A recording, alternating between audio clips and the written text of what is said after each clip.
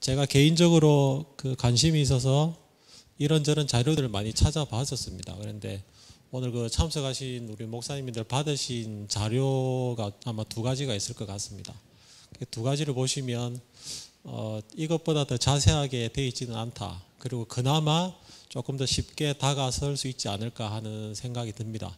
그래서 이와 관련한 이런 내용들을 우리 회계사님 통해서 좀 편안하게 좀 들으시고요. 뭐 발제라면 발제, 뭐 대담이라면 대담, 이런 내용들이 있습니다. 그래서 좀 편안하게 들어주시고 또 궁금하신 것들을 메모하셨다가 목사님들 교회 상황이 다 다르시거든요. 그래서 좀 질문을 하시면 그렇게 해서 좀 얘기를 나누는 식으로 그렇게 하면 좋겠습니다. 말 그대로 우리가 모르기 때문에 두려워하는 부분들이 많은 것 같고요.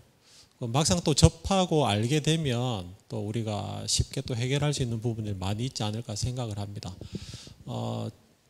저도 좀 배우는 자리가 됐으면 좋겠습니다. 회계사님 우리 지금도 조금 한 20분 정도 좀 그 강의안이라고 해야 되나요? 뭐라고 해야 되나요? 좀 보시면서 좀 편안하게 좀 먼저 우리가 좀 충분히 설명을 듣고 들어보시면 또 우리가 교회 재정이 무엇인지 또 목회자 존경 과세가 무엇인지 또 헌금이 무엇인지 좀 그런 부분들에 대해서 얘기가 될 것 같습니다.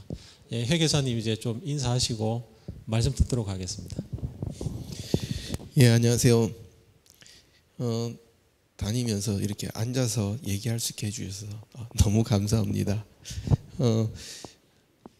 종교인 과세라는 용어부터 저희가 좀 정확하게 구분해야 될 것 같아요.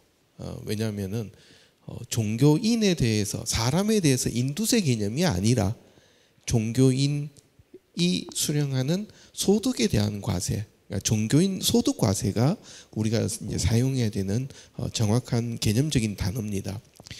이 종교인 소득에 대해서 참 여러 가지 얘기들이 지금 많이 나오는데 그 중에 언론에서 나오는 가장 큰 반발은 종교인 소득세 이 부분이 기독교를 말살하려고 하는 집단들의 의도가 숨겨져 있다. 이 얘기가 지금 참 많이 나옵니다. 종교를 말살하려고 한다. 왜냐하면은 어찌됐든 이 제도 자체가 종기련이라고 하는 그 반기독교 단체, 종교를 별로 그렇게 달갑지 않아 하는 단체에서부터 이제 출발되었다 보니까 그러면 이 종교인 소득세 이 문제도 결국 그 맥락에서 진행된 것 아닌가. 제가 이제 이 얘기들에 대해서 우리가 정확하게 좀 알아야 될 부분은 만약 정부 행정 쪽 있는 사람들이 기독교를 말살하려 한다면은 굳이 어려운 종교인 소득세 이거 안 만들고도 충분히 가능합니다. 이유는 우리 교회는 종교법인, 세법상으로는 공익법인으로 분류가 돼서 교회가 교인들로부터 받는 헌금에 대해서 우리는 증여세를 전혀 부담 안 합니다. 그러니까 다른 말로 교회는 세금을 안 낸다는 얘기죠. 그리고 교회에 헌금을 한 교인들은 우리가 말하는 기부금이라고 하는 표현이 되어서 기부금 공제 혜택을 받습니다. 그러니까 이 제도는 교회가 종교법인, 공익법인이 되기 때문에 세법상 세법의 용어로 기부금, 출연재산 이 부분에 대한 혜택들을 우리가 교회가 부여받고 있습니다. 그러면은 세무서 입장에서는 교인들이 기부한 이 헌금이 기부한 날로부터 3년 내에 목적 사업에 잘 사용됐는지 종교인 소득세하고 상관없이 지금도 교회에 와서 기부금, 헌금 이거 어떻게 사용됐느냐 장부 다 열어서 보여달라 할 수가 있습니다. 현재로도. 그러면은 굳이 지금 많이 얘기 나오는 종교인 소득세 이 규정을 가지고 교회 재정 세무 사찰하겠다.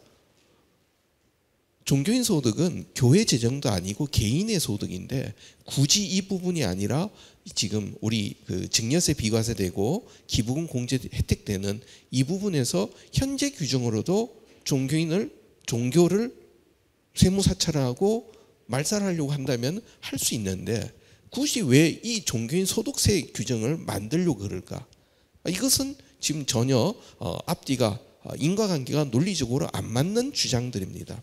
그러면 이 종교인 소득세가 왜 나오게 됐냐?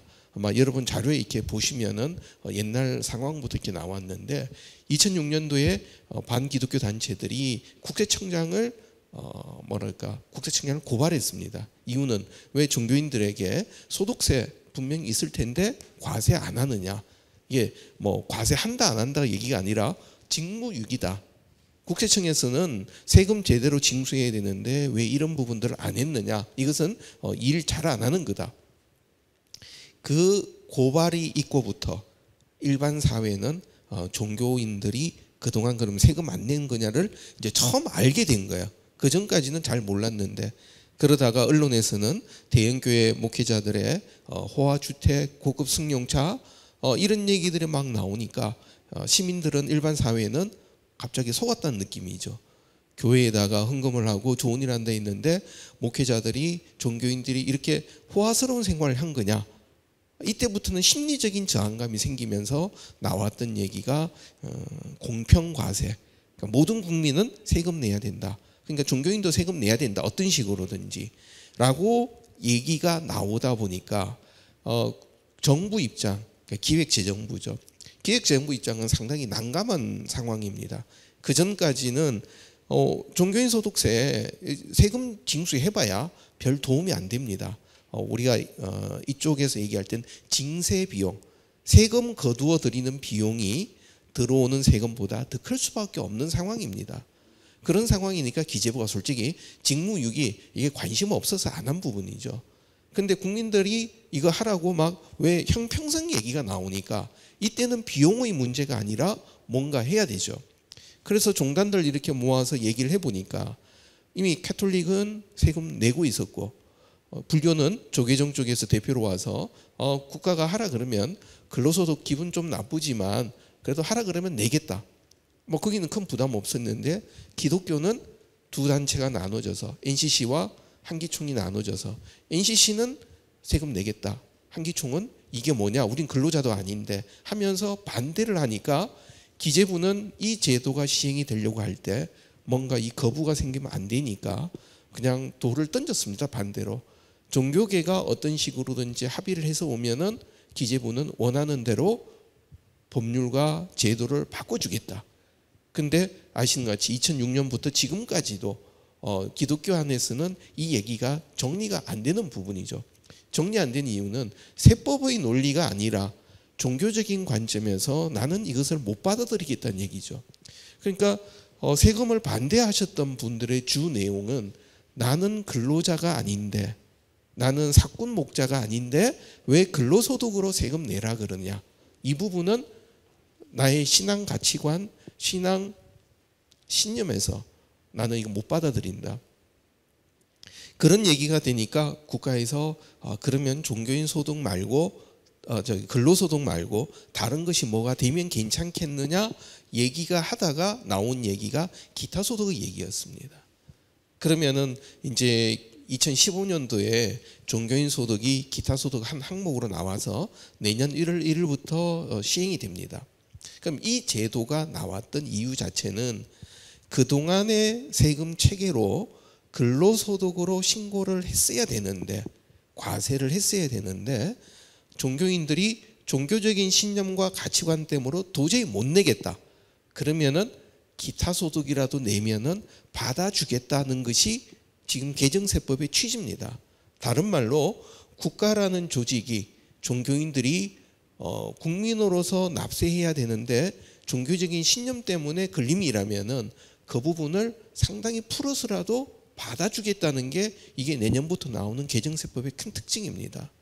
이 얘기는 세금 체계를 보는 입장에서는 이거는 있을 수 없는 일을 국가가 종교인들에게 혜택으로 부여한 겁니다.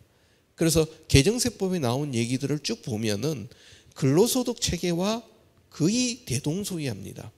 그런데 단지 세금 계산하는 구조에서 필요경비 제도가 있으니까 근로소득보다 상당히 유리한 혜택을 지금 부여하고 있죠.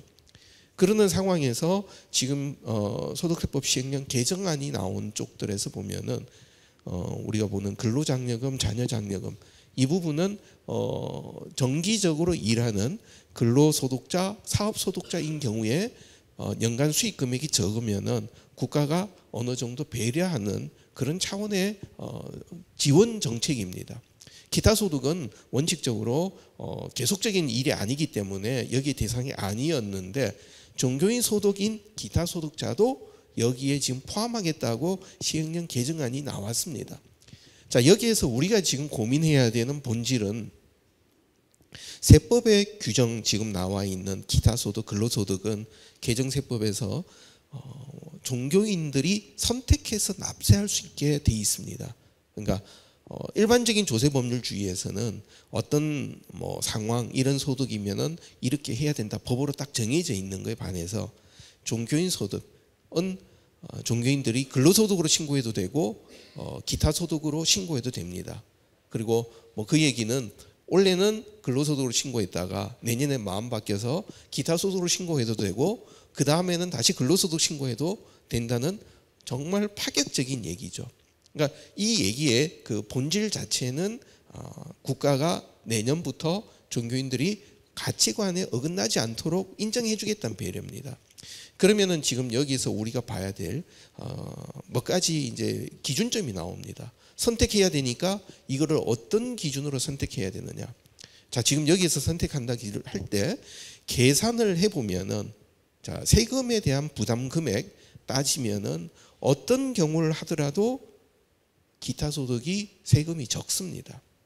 더군다나 기존의 지금 제도상으로는 근로소득으로 가야 근로장려금, 자녀장려금이 있으니까 그러면 저소득은 근로소득 가고 고소득은 기타소득 가자라는 얘기까지 이게 아주 세무절세 잘하는 팁이라면서 많이 지금 돌아다니는 얘기입니다. 그런데 기타 종교인 소득자도 근로장려금 또 자녀장려금 제도의 혜택을 받는 걸로 법이 바뀌어버리면은 기타 소득으로 가는 것만이 가장 세금 효과가 절세 효과가 크고 경제적으로도 유리한 부분입니다. 자, 그랬을 때 그러면은 이 제도가 나온 것 자체는 국가가 종교인들에 대한 배려였습니다. 그러면 종교인 입장에서는 그러면 세금을 어떤 기준으로 갈 거냐? 첫 번째 기준은 우리가 경제적인 기준으로 본다면 분명히 맞습니다. 그럼 기업에서는 경제적인 기준 정말 중요한 기준입니다. 그런데 기업에서는 이익이 많은 쪽으로 가겠죠. 그런데 그러면 종교인들은 목회자들도 그 경제적인 기준으로 가야만 될 거냐? 다른 말로 소득의 이 분류 체계 자체가 근로소득이라는 것이 근로자라는 얘기가 아니라 일을 하고 노동을 하는 사람들이 받는 소득에 대한 부담하는 세금을 근로소득이라는 얘기가 됩니다. 그러면은 목회자 종교인들은 일을 안 하는 것이냐 하는 관점에서 우리는 분명히 고민을 해봐야 됩니다. 일반 직업들 분명히 직업은 성직이고 하나님이 주신 소명에 대한 대답이다. 그렇게 됐을 때 목회자가 직업 소명으로서 근로자가 아니라 사건 때문에 삭 때문에 일하는 부분이 아니라면은 일반 성도들도 동일한 관점으로 똑같이 봐야 된다는 얘기죠. 그러니까 다른 말로 목회자만 세금 계산에 있어서 특별한 차이를 얘기하겠다면은 그러면 강단에서 일반 성도들도 동일하게 얘기가 될 때만 그거 자체가 의미가 있습니다. 일반 성도들의 직업 자체에서 부담하는 이 근로소득, 사업소득에 대해서는 아무 얘기하지 않고 목회직에 대해서만 성직이라고 다른 얘기가 된다면은 이것은 목회직과 일반직에 대한 엄청난 차별이고 그리고 교회에 있는 성도들이 세상 속에서 어떻게 살아가야 된다는 얘기를 할 수 없는 지점이 되어버리게 됩니다. 그래서 이 종교인 소득세는 단순하게 근로소득, 기타소득이라고 하는 세목을 정하는 부분이 아니라 우리 기독교가 목회자들이 어떤 가치관을 갖고 있느냐 이 부분이 저는 드러나는 시금석이라고 보고 있습니다. 심지어는 저는 조금 더 확대해서 본다면은 그동안의 교회가 어떻게 보면은 물질주의에서 발전되어 있는 한국 교회에 대해서 너희가 정말 뭐를 가지고 의사결정을 하느냐 너희가 하나님을 우선으로 하나님 사랑과 이웃 사랑을 우선으로 하느냐 아니면 경제적인 만몬을 우선적인 판단 기준으로 하느냐 그 중에서 선택하라고 하는 것이 지금 사회가 종교인 소득이라는 이 세법 규정을 가지고 선지자를 대신해서 우리에게 던지고 있는 질문입니다.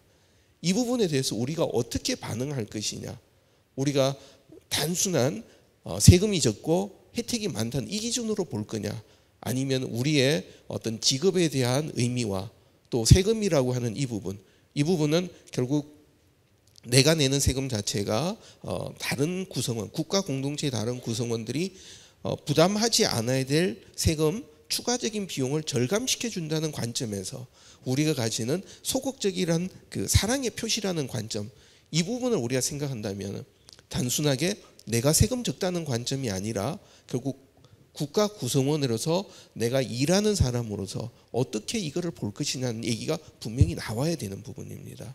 그래서 저는 이 얘기 자체가 종교인 소득이라는 세법 개정은 국가가 기독교에 대해서 종교에 대해서 배려를 한 차원이라면은 그러면은 이 선택 과정에서는 종교인들이 국가를 사회를 배려하는 차원에서 우리는 선택을 해야 된다는 부분을 좀 말씀드리고 싶습니다. 그래서 이 얘기가 2019년 5월이면은 결국 종교인들이 소득세를 어떻게 신고했느냐 통계가 나올 겁니다. 그 통계에서 만약에 종교인들이 세금이 적은 기타 소득으로 모두 다 몰려갔다면은 그 현상을 보고 일반 사회가 종교인들 참 지혜롭고 재물을 잘 관리하는 데니까 저기 가서 내가 재물 관리하는 법을 배워야 된다라고 얘기할까요? 그 속에서 결국 일반 사회에게 우리가 어떤 관점으로 그들과 소통할 수 있느냐는 부분이죠. 그 얘기는 결국 세금 내기 싫어하는 조직이냐 아니면 세금이 부담이 되더라도 이웃과 소통하려고 하는 부분이냐 직업에 대한 의미가 살아있는 부분이냐 이 얘기는 더불어 나가서 국민연금 건강보험에 대한 부담도 동일한 얘기가 됩니다. 많은 경우 교회가 근로소득을 신고하면은 국민연금 건강보험 교회 부담분이 커지게 됩니다. 그것 때문에 교회 부담이 되니까 기타 소득으로 하십시오라고 얘기를 한다 그러면은 그렇게 절약한 국민연금 건강보험 부담분을 가지고 어디다 쓸 거냐는 거죠. 결국 우리는 구제와 선교 쪽을 하겠다고 그 돈을 쓰겠는데 선교와 구제는 일반 사회가 우리 보고 전혀 요구하지 않았던 부분입니다. 요구하지 않는 것은 우리가 스스로 하겠다고 막 하면서 정작 국민으로서 같이 분담해야 될 거 이 부분에 대해서 우리가 정확하게 반응하지 못한다면 저는 이 부분에서 우리가 하나님 공의와 사랑을 세울 수 있을 것이냐 하나님 공의라고 하는 것은 발음이라고 하는 것은 소득의 전체의 그 구성에서 많은 자들이 많이 부담하는 것이 이 부분이 정의롭고 하나님의 공의에 저는 일치한다고 봅니다. 그것을 우리가 따르지 못하면서 하나님 공의를 얘기할 수 있느냐 또 우리가 더 이웃을 품는 마음으로 더 나눠주지 않는다면 이거 자체는 저희는 우리 마음에 하나님 공의와 사랑이 우리 삶의 기준이 아닌 것이다. 결국 종교인 소득세로 다시 한번 우리 삶의 모습에 목회자를 비롯해서 교회에 있어서 또 교회 구성원인 일반 성도들의 삶에 있어서 이 종교인 소득세는 하나님 사랑과 이웃 사랑, 하나님 공의와 사랑이 어떻게 드러날 수 있는 정말 저는 좋은 학습 사례가 되고 또 그거 자체가 우리의 살아가는 모습에서 이 땅에서 하나님 나라를 만들어가는 저는 중요한 과정이라는 생각을 합니다. 그런 관점에서 이 부분 고민해 주셨으면 좋겠습니다. 원래 회계사님 저희 강의 나가시면 1시간 반 강의하시는 거거든요. 짧게 해주셨는데 좀 분위기를 좀 바꿔보죠. 지금 제가 보니까 그 목사님들 중에 그 오래 전부터 세무서에 가셔가지고 거절을 심하게 당하신 분이 계세요.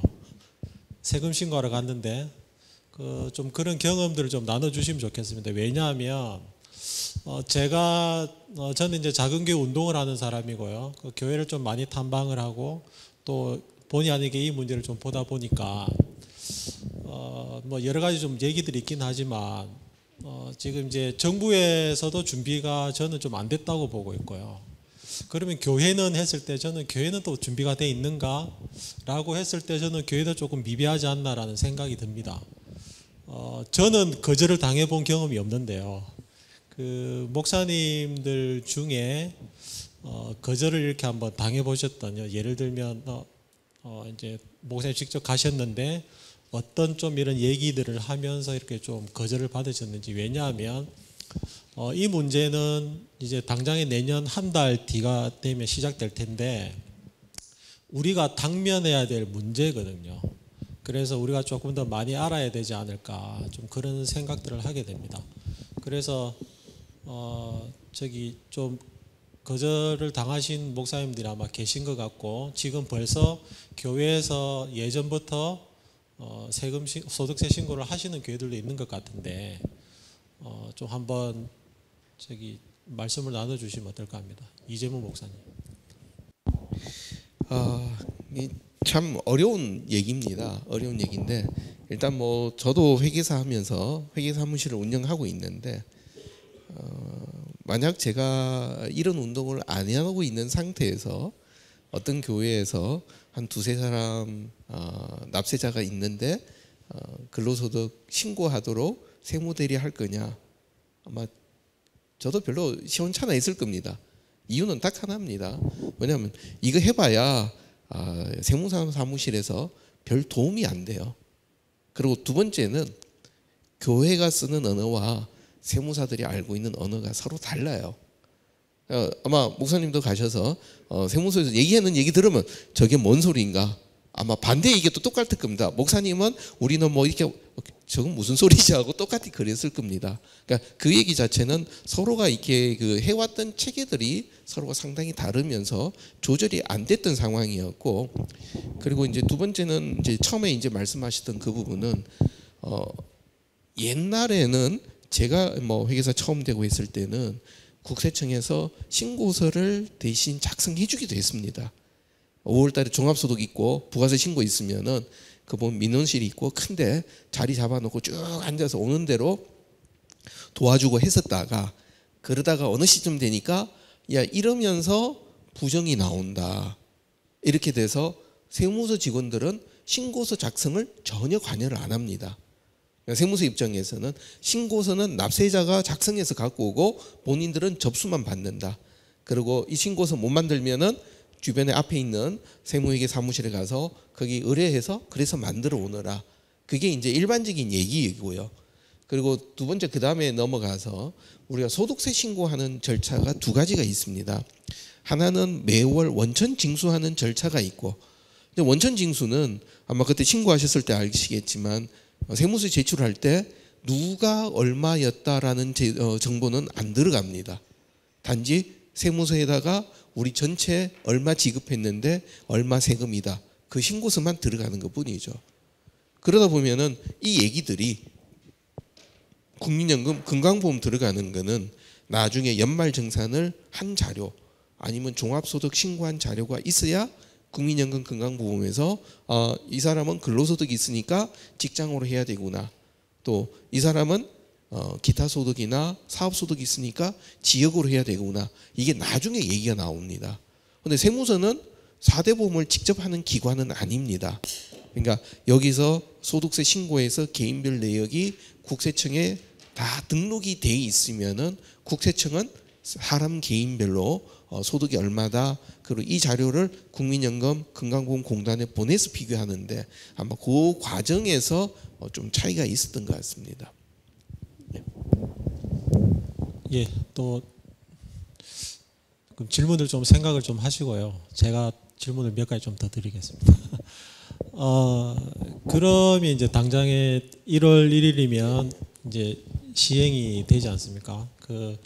아마 유인물에는 있는 것 같은데, 그럼 이제 당장에 교회가 한 달도 안 남았죠. 이제 1월 1일인데 시행 시기가 1월 1일부터 당장에 교회들이 어떤 것을 좀 준비를 하면 좋겠다. 이제 여기 오신 분들이 대부분 작은 교회 목사님이시니까 100명 미만의 작은 교회를 염두에 두시고 어떻게 좀 준비를 하면 좋겠다라는 좀 설명을 좀 주시면 좋겠습니다. 뭐 일단 뭐 여러 가지 제도가 있지만은 솔직히 이제 지금 종교인 소득세는 여러 케이스들이 다양하게 나오니까 세법에서는 이 갈래가 엄청 많이 나와 있습니다. 그래서 아마 제가 지금 여러분들한테 설명드리면서 이런 경우는 이렇게 하고 저런 경우 이렇게 하고 설명드리면은 아마 머리가 너무 복잡하실 겁니다. 그래서 그냥 심플하게 단순하게 말씀을 드리면은 교회에서 목사님 한 분만 계시는 경우라면은 그때는 지금 같이 그대로 가시고 2019년 5월 달에 종합소득 신고하면서 그때 소득세 신고하는 것이 내부적으로 혼선이 적습니다. 그래서 혼자 계신다면은 사례비 받으시면서 내가 나중에 세금 얼마 내야 되겠구나 하고 통장 따로 하나 세금 통장으로 해서 매월, 왜냐하면 나중에 목돈을 생각하면 좀 힘드시거든요. 근데 그렇지 않다면은 좀 별도로 빼주시는데, 빼주실 때 예를 들어서 가족이 사모님이 계시고 자녀가 한두 사람이 있다. 그런데 뭐 한 달에 한 200 정도 선이라면은 그러면 세금 나중에 거의 없다고 보시면 됩니다. 그래서 뭐 그렇게 가는 방법이 일단 하나가 있고요. 그 다음에 이제 두 번째는 만약 이제 목사님뿐만 아니고 부교육자 다른 분들도 계시고 한다 그러면은 나중에 종합소득을 각각 개인별로 하는 거는 좀 번거로울 수가 있습니다. 그러면은 교회가 원천 징수하는 것이 전체적으로 좀 도움이 됩니다. 그러면 첫 번째 일단 이번 달 말까지 반드시 세무서에다가 제출하실 것이 원천 징수 반기 납부 승인 신청서를 세무서에다가 제출하셔야 됩니다. 이거는 국세청에서 나와 있는 양식을 가지고 세무서에다가 우편으로 접수하셔도 되고 아니면은 홈택스에서 그 파일을 그대로 올려도 됩니다. 지금 이게 뭐냐면은 종교인 소득세 부분은 6개월 단위로 반기 납부할 수가 있습니다. 그러니까 반기 납부라는 것은 원칙적으로는 매달 사례비에서 원천 징수하고 그 금액을 소득세 신고를 해야 되는데, 자 이렇게 가게 되면은 매달 신고를 해야 되니까 결국은 목사님들이 좀 행정 절차적으로 번거로울 수가 있는 부분이 되죠. 그래서 뭐 나는 매달 하겠다 그러면 상관없지만 매달 힘드니까 6개월 한번 모아서 가겠다 하시는 분은 반기 승인 신청서가 세무서 제출돼야 6개월 단위로 신고할 수 있습니다. 여기서 이제 원천 징수라는 개념이 뭐냐면 교회가 사례비를 지급할 때 목회자들이 부담해야 되는, 목사님이 부담해야 될 이 세금을 세무서가 징수해야 되는데, 이것을 지급하는 교회가 대신 원천적으로 징수해서 납부하는 게 원천 징수 제도입니다. 그래서 그렇게 되면은 나중에 이제 세금에 대해서 환급받게 되고 이런 부분들에 대한 계산이나 이런 부분들은 여기 이제 나와 있는 자료를 보시면 됩니다. 그래서 좀 정리하면은 세금을 교회에서 관리를 시작하시겠다 그러면은 이번 달에 반기 납부 승인 신청서 제출하시고, 그다음에 내년 1월부터는 교회가 지급하는 사례비를 항목을 좀 구분하시는 명확하게 하시는 것이 필요합니다. 우리가 명목을 다르게 한다고 인정될 수 있는 것이 식대, 출산, 육아수당, 또 장학금, 그러니까 목사님에 대한 장학금이죠. 그런 경우들은 나중에 세금 계산할 때 우리가 혜택을 받을 수 있습니다. 비과세로. 그건 세법에 이미 이제 정해져 있는 부분이니까. 그래서 나가는 항목들을 좀 그렇게 구분하시는 것이 처음에 좀 필요한 부분이 되고요. 그리고 그렇게 항목 체계 만들어 놓으시고, 그리고 그 다음 부분에서는 교회가 경비를 지급하는 절차 자체를 그냥 우리 막 현금으로 나가는 것보다는 가능하면은 교회 통장에서 체크카드를 해서 체크카드로 이것을 사용해서 사용한 내역이 통장에 완전히 구분돼서 있도록 그렇게 좀 정리해 주시는 것이 필요합니다. 그리고 세 번째로는 혹시나 이 교회가 교회 명의, 교회의 고유 번호 명의로 통장을 관리해야 되는데, 만약 그게 아니고 목사님 개인 명의로 된 통장을 교회가 사용하는 경우가 가끔 있습니다. 그렇다 그러면은 이거 자체는 교회 명의 통장으로 전체적으로 바꿔주는 것이 필요합니다. 근데 하다가 보면 어쩔 수 없이 교회가 건축하면서 은행 차입을 목사님 명의로 하다 보면 어쩔 수 없이 목사님 명의 통장으로 사용하는 경우가 있다. 그러면은 목사님 명의라 하더라도 요 경우는 내 명의, 그러니까 목사님의 명의지만 이 통장은 엄격하게 교회용이다 하면은 절대 거기에는 목사님 개인 경비들이 들락날락하지 않도록 엄격하게 좀 구분해서 관리하시는 것이 좀 필요하죠. 그래서 그렇게 관리하는 차원에서 좀 미리 준비하시는 것이 필요하고, 그다음에 또 하나, 내년에 이것을 근로소득으로 신고를 하시겠다 그러면은 교회가 부담해야 되는 국민연금 건강보험이 한 7.8%가 됩니다.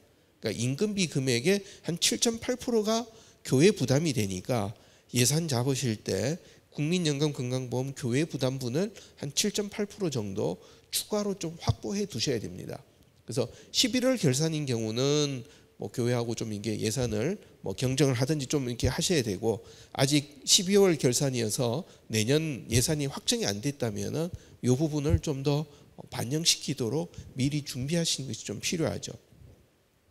그리고 앞으로 소득세 신고할 때 물론 서류 만들어서 우편이나 이렇게 제출하는 것도 가능한데, 가능하면은 홈택스를 사용하시는 것이 훨씬 편리합니다. 그래서 훨씬 편리하시니까 지금 여유 있을 때 목사님이 직접 뭐 세무서 가서 신청하셔도 되고, 아니면 인터넷에서 목사님 공인인증서 가지고 신청하셔도 가능한 부분이 됩니다. 그래서 이런 부분들은 좀 미리 준비가 돼야 되고, 근데 이제 반기 납부하다가 보면은 아마 목사님들이 뭐 1월달, 2월달 진행하시면서도 이거 자체가 원활하게 갈 수도 있고 그렇지 못한 경우도 있을 수 있는데, 반기 신고가 되면은 세무서에 처음 신고하는 게 내년 7월입니다. 그럼 그 사이에 뭐가 좀 틀리고 이런 부분들을 좀 고쳐 나갈 수 있으니까 뭐 그런 부분에서는 좀 여유를 가질 수 있을 거로 보입니다. 네, 박종현 목사님. 원칙적인 개념으로는 신학교를 하셨다 하더라도 그 사무간사 행정 업무를 담당하시면은 그때는 종교인 소득이 아니고 선택의 여지가 없는 근로소득자가 됩니다. 그러면 신학을 했다 안 했다는 것은 여기서 중요한 요소는 아니라는 얘기죠. 그렇게 보시면 되겠습니다. 그러면 이제 2019년 이렇게 얘기가 나오는데요. 이제 그 2019년 5월이라는 얘기는 종교인 과세 시행이 2018년 1월 1일이기 때문에 2019년 5월 얘기가 나오는 거거든요. 그럼 이제 제가 역으로 좀 한번 여쭤보겠습니다. 2017년도가 아직 끝나지 않았는데 2017년도 목회자 사례비를 가지고 신고를 하고 싶다. 왜냐하면 교회에서 이미 이제 예년 예산안 등을 반영할 때 그럼 우리 올해부터 시작하십시다 이런 교회들이 좀 있습니다. 다녀보면. 그래서 2017년도 소득을 신고를 하고 싶을 때 어떤 방법이나 절차가 있는지. 뭐 교회가 내년 2월 달에 2017년도 분에 대해서 소급해서 다 연말 정산을 하고 그렇게 해서 근로소득으로 신고하는 것 1차적으로 가능합니다. 그리고 2017년은 개정세법 적용되기 이전이기 때문에 기타 소득은 전혀 적용될 수 없고 근로소득으로만 가능합니다. 근데 교회가 연말정산 이런 작업들을 안 하시는 경우라면은 목사님 개인이 내년 5월 달에 2017년도에 내가 이만큼 소득을 받았다 하고 목사님 스스로 개인 차원에서 종합소득 신고를 하시면서 근로소득 이 신고하시면 가능합니다. 그동안에 몇 번 2013년, 14년 그 한 2해 동안 저희가 목사님들 교회에서 못하신 경우 또 교회도 하고 싶었지만 절차를 몰라서 놓친 경우 저희가 종합소득 신고 대행하는 작업을 좀 했습니다. 지원 서비스를 2년 하고 저희가 접어버렸습니다. 이유 자체는 세금 내겠다고 하시는 목적을 하신 분보다는 이렇게 해야 근로장려금, 자녀장려금 받을 수 있다. 그러니까 세금에 대한 그 본질적인 취지보다는 뭔가 세무서에다가 소득금액 증명받아서 대출 받고 주택자금하고 이제 이런 관점이 되다 보니까 이게 원 취지와는 좀 달랐다 해서 좀 중진했었는데, 그러나 지금 질문하신 내용으로 뭐 내년 5월 달에 종합소득 신고 하시면은 근로소득으로 신고 가능합니다. 예, 이제 계신 목사님들 말씀을 좀 들어보고 싶은데요. 소득 분류하면서 전임이다 파트다 이 부분은 소득 분류에서는 별로 중요하진 않습니다. 왜냐하면 우리가 이제 근로소득이라고 얘기할 때는 명칭 상관없이 뭔가 사역을 하고 일을 하고 그러면서 그 소속된 지역교회에서 사례비를 받으면은 이것은 소득 근로소득이 됩니다. 그런데 전임이면은 우리가 말한 일반 정규 근로소득이 되고, 파트가 되게 되면은 조금 그 용어가 별로 마음에 안 드시지만 일용소득이 됩니다. 그러니까 일용이라는 거는 하루 단위냐 아니면 시간 단위냐 이런 얘기가 되는데, 파트타임은 뭐 그런 관점으로 보시기 때문에 근로소득으로 분류가 되게 되고요. 근데 여전히 내년부터는 목회자분들이 예를 들어서 파트타임으로 교육 전도사님 하시면서 예를 들어서 뭐 유치부나 주일학교 담당하신다, 그렇게 하시는 경우는 결국은 예배를 집례하시는 위치에 있는 종교적인 소득으로도 볼 수 있으니까 뭐 양쪽 다 지금 일반적인 경우와 동일하게 보시면 됩니다.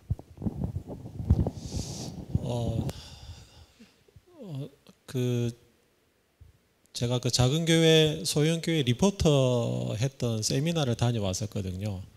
거기 보니까 100명 미만의 목사님들이 우리 흔히 말하는 이중직 자비량을 많이들 하고 계세요. 그런 경우에 이제 좀 사례를 좀 이렇게 나눠서 목사님이 교회에서 사례비를 얼마 정도 받으시고 또 이중직으로 잡을 가지고 계신 목사님, 뭐 사업자를 뭐 카페교회라든지 이렇게 사업을 하시는 목사님이 있는 경우가 있으실 것 같고, 그 다음에 목사님이 똑같이 목사님 사모님 같이 이렇게 일을 하시는 부분도 계실 것 같아요. 그런 분들은 어떻게 해야 되는지. 왜냐하면 이게 종교인 소득만 얘기를 하면 쉬워지는데 이제 소득이 두 군데가 늘어나 버리면 좀 복잡해지거든요. 예. 이 부분 좀 어떻게 하면 좋을까요? 예. 그 이중직이신 경우 그 경우 뭐 처음부터 소득의 부족 부분을 뭐 외부에서 추가로 하시려고 일하시는 경우도 있고, 또 아니면은 교회가 카페를 하거나 서점을 하면서 하다가 보니까 사업자 등록을 누군가 이름 내야 된다. 그래서 어쩔 수 없이 목사님 명의 사업 소득이 발생하는 경우도 나올 수 있습니다. 근데 세금 계산할 때는 이 두 가지에 대해서 전혀 구분하지 않고요.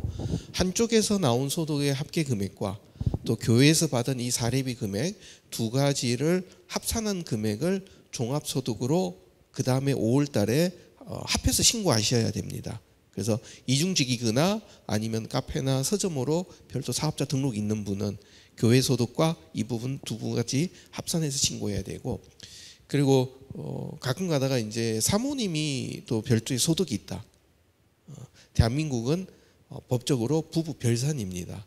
그래서 사모님 소득이 있는 부분은 사모님 소득이고, 목사님은 목사님이 받으신 사례비 소득만 가지고 계산을 하게 됩니다. 근데 여기서 이제 달라지는 부분은 사모님이 소득이 있으면은 부양가족으로는 서로 얘기 못 하게 되죠. 그래서 한쪽도 부양가족 안 되고 이쪽도 부양가족이 안 되니까 나중에 갔을 때는 어떻게 보면 그 전보다는 각자 부담하는 세금이 조금 더 늘어날 수 있을 겁니다. 예, 작은 교회는 아마 실질적인 문제 같은데요. 지금 실제로 교회에서 목사님이 직접 이 소득세 신고를 하시는 분이 계실까요? 지금 오신 분들 중에? 아니면 어떻게 하시죠? 교회에서 저기 뭐 집사님이 이렇게 해주시는가요? 아니면 어떻게 되시는가요? 제가 이렇게 해보니까 어떤 목사님이신데요. 그 목사님이 종교인 소득세 신고를 하셨는데 본인이 너무 어려우니까 세무 공무원 준비하는 청년을 통해서 이렇게 같이 홈택스에서 하셨나 봐요. 근데 하시고 난 다음에 며칠 있다가 세무서에서 전화가 와서 목사님 주는 사람도 A 목사님, 받는 사람도 A 목사님, 좀 그렇네요 얘기를 하셨대요. 그러니까 사실은 고유번호증이 있으시면 교회 이름으로 직업인을 등록을 하셔야 되는데 목사님이 대표자니까 목사님으로 하신 것 같아요. 그래서 사실은 이런 문제들이 이제 우리도 뭐 부딪힐 수 있는 부분이기 때문에 제가 좀 질문을 드립니다. 너무 말씀을 안 하시기 때문에 혹시 교회에서는 좀 어떻게 하시는지, 좀 하시는 교회들이 아마 몇 교회 있으신 걸로 알고 있는데 좀 어떻게 하시는지 좀 얘기 좀 해주시면 좋을 것 같습니다.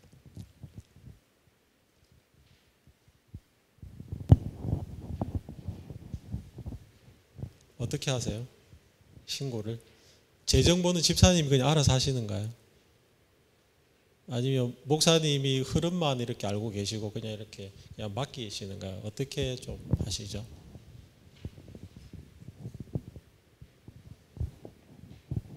어떻게 합니까, 목사님? 어디를 맡기세요? 네.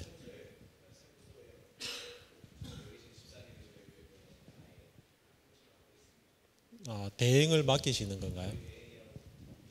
어, 어, 그러면 저기 이제 조금 연관을 해서 아마 밖에 자료집이 있는 것 같은데요.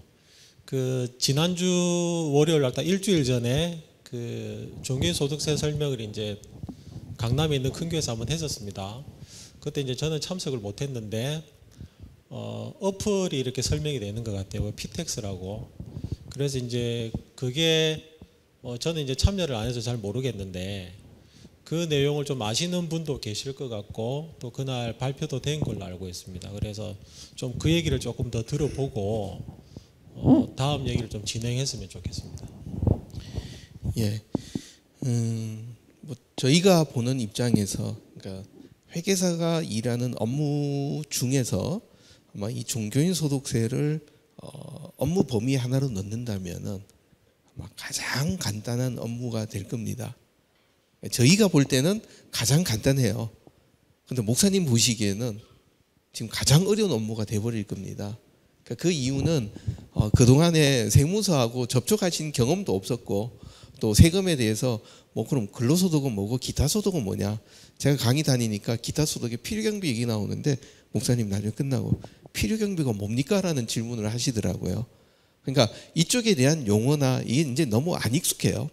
그러는 상태에서 지금 뭐 홈택스 어쩌고 얘기 나오면 홈택스는 뭐지? 집에서 누가 세금 챙겨주는 사람이 있는 거냐? 뭐 이런 생각까지 이제 하실 수 있는 상황입니다. 그래서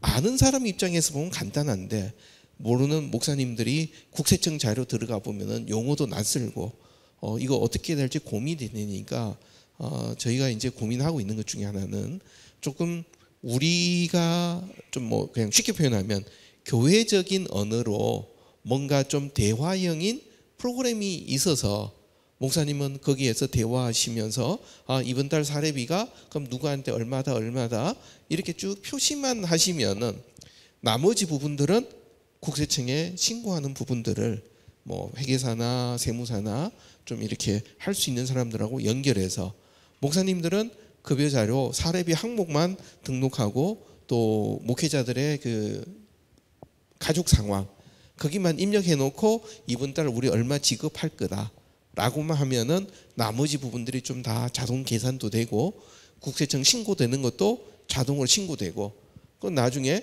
보통 이게 이제 10날에 신고하시니까 딱 10날 전날 한 9일 정도 가보니까 우리는 얼마 내야 된다고 납부서가 딱 나와 있으면은 목사님들은 뭐 걱정 안 하고 그냥 하실 수 있는 거죠. 그래서 이제 그런 시스템을 저희가 좀 고민하고 지금 준비하는 거, 그걸 이제 피텍스라는 표현을 지금 쓰고 있습니다.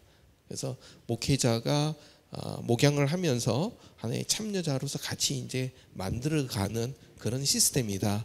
그래서 아직은 지금 초기적인 작업만 되어 있고 시간이 조금 지나면 아마 내년 봄쯤에 그렇게 길지 않는 시간에 시스템이 나오면은 목사님들이 좀 이제 쉽게 신고할 수 있겠다 하는 부분이 되고, 지금 이 부분은 저희가 이제 초기에 뭐 한 2, 3년 동안은 어떤 또 다른 후원 좀 받아서 실제 이용하시는 분들에게는 경제적인 부담이 안 되도록 좀 그렇게 좀 구조를 좀 잡아가려고 그럽니다.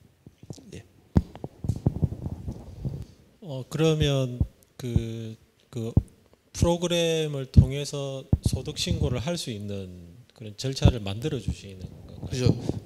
개교회 지역교회에서는 목사님이 결국 월별로 개인별로 얼마씩 우리가 지불하겠다 항목을 책정해 놓고 해 놓으면은 나머지 부분들은 신고나 이런 부분까지는 뭐 그거를 목사님이 직접 하셔도 되고, 그게 힘드시다면은 나는 뭐 이 회계사 이 세무사한테 좀 요청하겠다. 물론 일반적으로 우리가 외부에 맡기는 거하고는 다르게 이거는 신고만 대리하는 부분이어서 뭐 이렇게 별 비용 부담 안 생기게 해서 이 부분이 좀 진행이 되면은 경우는 어떻게 보면 목사님이 직접 신고는 하시는 거 아니지만 신고가 되도록 도와드리는 부분이죠. 교회 2.0 포럼은 이제 좀 굉장히 실제적이거든요. 이제 그 방송을 보고 계신 분도 아마 계실 것 같고 한데, 사실은 이제 당장 내년 1월 1일부터 이렇게 시작을 했을 때 뭐 몇 개월은 좀 여유가 있다 치더라도 5월 달이 아마 가장 힘든 달이 될 것 같습니다. 1차적으로. 그 다음 5월 달 아니면 이제 내년 뭐 7월 1일에서 10일 정도 될 것 같은데, 여기 이제 오신 분들이나 뭐 회계사님이나 저를 이렇게 아시는 분들은 수시로 전화를 하고 이렇게 도움을 요청할 수 있는데, 사실은 이 부분이 저는 어떤 생각이냐면 세무서가 이 일을 민원을 받아줘야 된다라고 저는 생각을 하는 사람이거든요. 왜냐하면 정부는 민원기관이니까. 그런데 목사님들은 정말 실제적으로 도움이 필요했는데 전화를 하시면 전화가 잘 안 될 경우도 있고요. 저 같은 경우도 회계사하고 통화를 한번 하면 아침 아니면 밤늦게 통화를 하는데 이런 경우들이 이제 생길 수 있다는 거죠. 그래서 정부가 이를 위해서 이번에 뭐 그 유예 법안을 내면서 개정을 해서 법안을 좀 낸 것 같은데, 얼마 전에 거기에 보면 뭐 협의체를 만들겠다, 뭐 여러 가지 좀 안들을 제시를 한 것 같습니다. 그런데 실제적으로 목사님들이 당장 내년에 혼란이 올 것이 이렇게 눈에 뻔히 보이고요. 목사님들이 수십만 명 된다고 하시는데 당장 이 문제를 좀 뭐 당장에 방금 말씀하신 것처럼 이번 달까지 그 반기별 신고 신청서를 내면 된다 그러는데 그것도 어떻게 해야 되는지 잘 모르는 목사님들이 계시고, 어디서 다운받는지 그 단어 자체가 기억이 안 나시는 분들 계실 텐데 혼란이 더 가중될 것 같습니다. 이럴 경우에 좀 어떻게 좀 대응하고 준비를 하고 좀 그런 거를 목사님들 좀 문의를 할 수 있는지 좀 답변을 좀 주시면 될까요? 그냥 잘 하시라 그러기에는 너무 무책임한 대답이죠. 예. 이 부분을 국세청에서 감당하라 그러기도 참 어렵습니다. 왜냐하면은 지금 기재부에서 소득세법 관련돼서 담당하고 있는 사무관이나 아니면 과장, 이분들도 교회를 생각은 하지만 배려는 하지만 교회를 잘 이해를 못하고 계세요. 그런 상황에서 질문을 막 하면은 엉뚱한 대답이 나올 수밖에 없고, 또 지금 세법적으로는 국세청에서 각 일선 세무서마다 상담 직원을 배치하겠다. 그럼 배치는 되는데 그 사람하고 소통이 될 거냐 하는 부분에서는 참 쉽지 않은 부분으로 생각이 돼요. 그래서 국세청이나 이게 되는 게 아니라 가장 좋은 방식은 교단에서 내부에 교단별로 상담센터가 있어주면은 가장 좋겠죠. 그래서 교단이 움직여야 될 부분이라고 먼저 저는 이제 보고, 근데 교단도 아마 여러분 보시지만 이 부분에 대해서 뭐 긍정적으로 움직이는 교단은 손으로 한 손으로도 지금 다 못 꼽는 상태입니다. 그러는 상태에서 결국은 여러 어려운 부분이 있다 보니까 저는 뭐 목사님들하고 이런 부분 어려워하는 거를 보면서 할 수 있는 방법이 뭘까 하는 부분에서 일단 첫 번째는 뭐 지금까지는 주로 교육 자체가 이게 세법이 어떻게 바뀌고 또 어떤 것이 우리가 지금 가져야 되는 방향이냐, 좀 본질적인 방향에 대한 얘기들을 많이 했다면은 결국 이제 1월 달부터 넘어가서는 그때부터 나와야 되는 자료들은 실제적인 매뉴얼이 되는 부분이죠.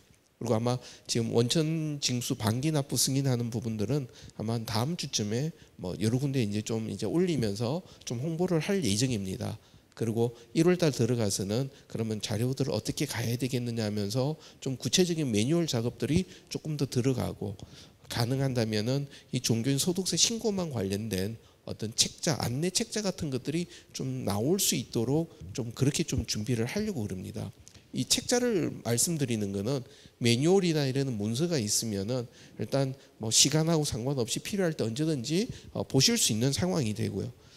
그리고 두 번째로 더 넘어가서 지금 해야 되는 역할들은 좀 상담 창구 역할을 좀 감당을 해야 되는데, 아시다시피 뭐 저희 쪽 조직에서 회계사들은 1, 2, 3월은 뭐 거의 뭐 정신없이 하는 중이고, 또 왜냐하면 기존의 외부 감사와 또 세무 조정, 세무 확인 이런 부분 되다 보니까 중간에 상담받기가 상당히 좀 어렵습니다. 그러면 회계사 실질적인 현업에 뛰는 사람이 아닌 또 다른 세무 전문가 누군가가 좀 이런 역할들을 하긴 해야 되는데, 아직 현실적으로 정확하게 좀 결정된 바는 없습니다. 그래서 할 수 있다면은 전화 상담이 아니라 인터넷에서 어떤 웹에서 질문을 올리고 그 질문에 대한 것들을 좀 같이 공유하면서 상담해가는 방식, 이게 이제 하나의 대안이 될 것 같아요. 그래서 그런 방법으로 좀 준비를 하려고 하고요. 그리고 회계사들이나 세무사들이 주로 3월 말 되면은 일단 한 템포가 좀 지나가면은 4월 달부터는 좀 그때는 구체적으로 뭐 작성하는 방식, 신고서 만드는 방식에 대한 교육들이 또 한 번 좀 더 들어가야 되겠죠. 그래서 뭐 이런 좀 한계적인 상황이 있으면서도 진행을 하면서 그래도 부족한 부분들은 뭐 전화 상담 받으면서 뭐 몸으로 부딪히면서 버티면서 뭐 해야 될 것 같습니다. 네, 쉽지 않네요, 그죠? 그 어떤 또 얘기들을 듣냐면, 그 제가 그 들었던 그 교회 얘기인데요. 교회를 사임을 하고 나가신 분이 이 장려 혜택을 받기 위해서 본인이 근로소득세 신고를 하신 것 같아요.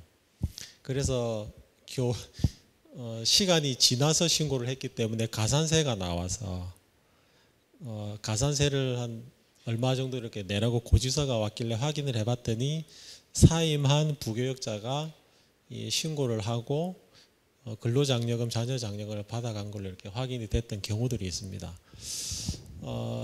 이제 그 우리 젊은 분들 같은 경우에 우리 요즘 뭐 알바생들 좀 많이 쓰고 그러는데요. 좀 이와 연관해서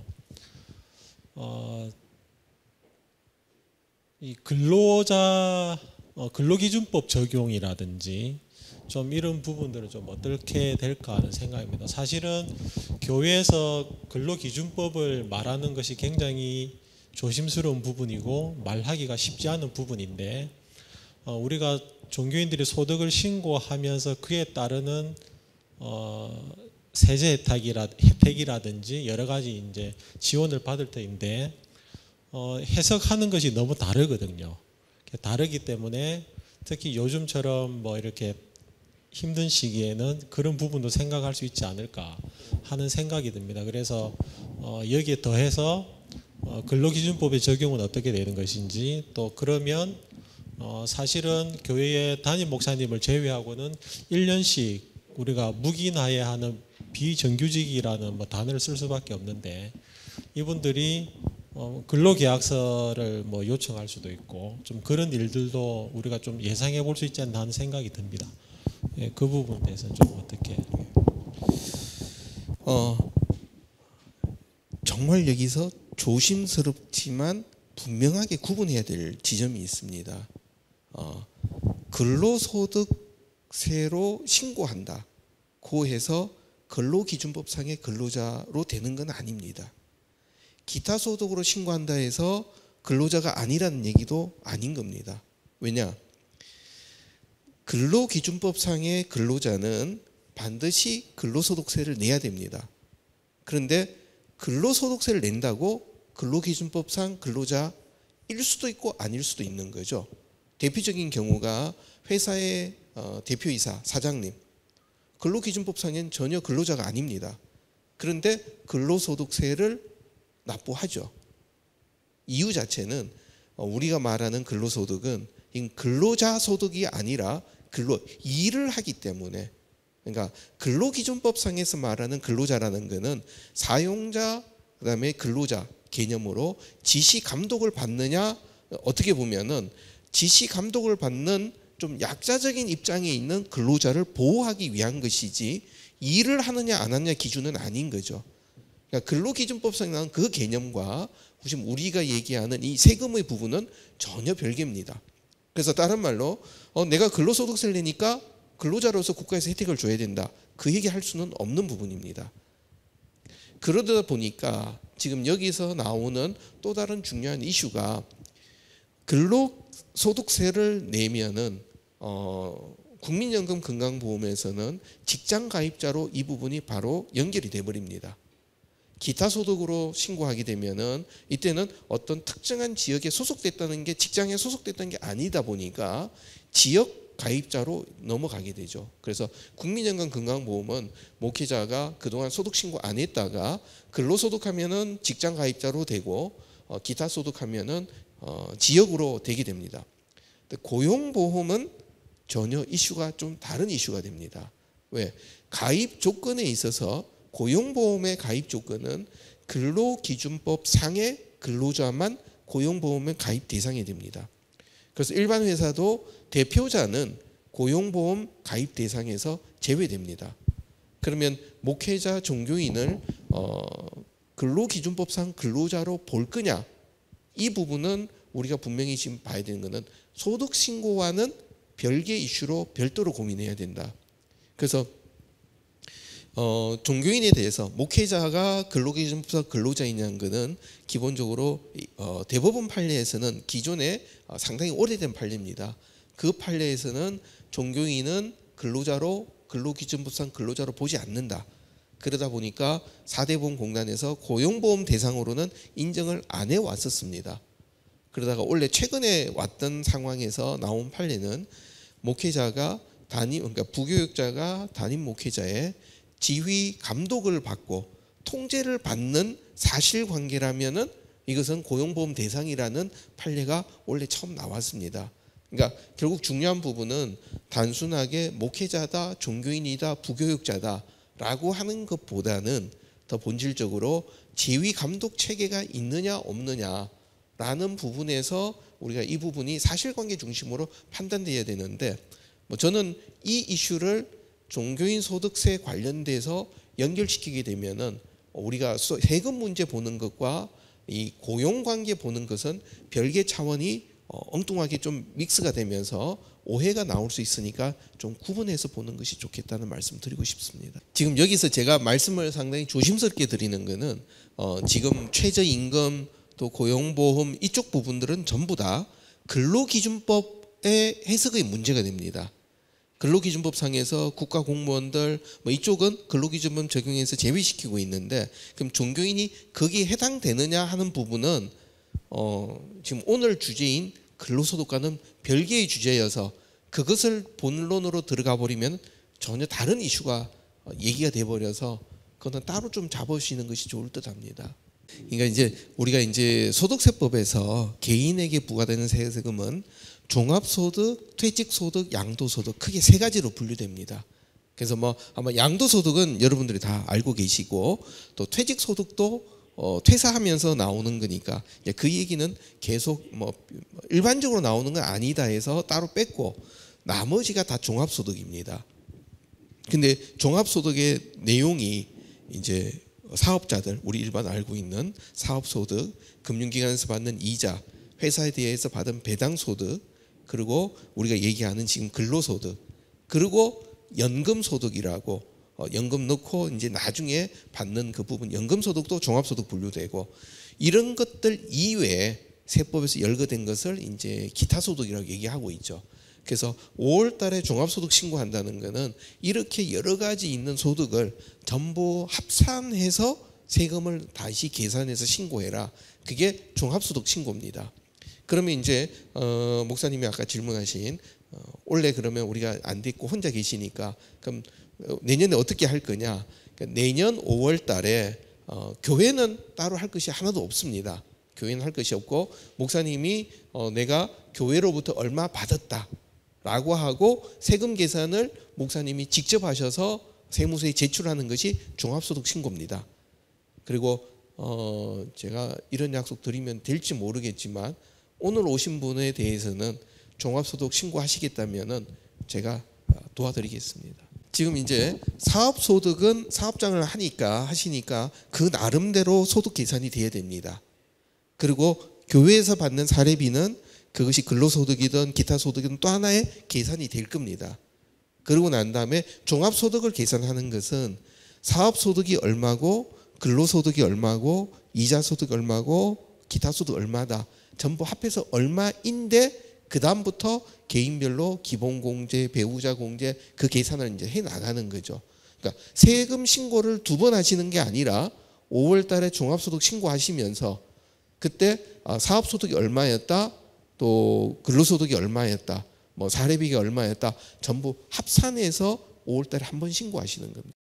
이제 지금 아까 이제 현 목사님이 제가 강의하는 게 보통 한 2시간 걸린다는 거는 아마 지금 오늘 나눠드렸던 유인물을 하나하나 좀 PT 화면 띄워가면서 설명하면은 아마 이제 그 얘기하면 2시간이 훨씬 가버립니다.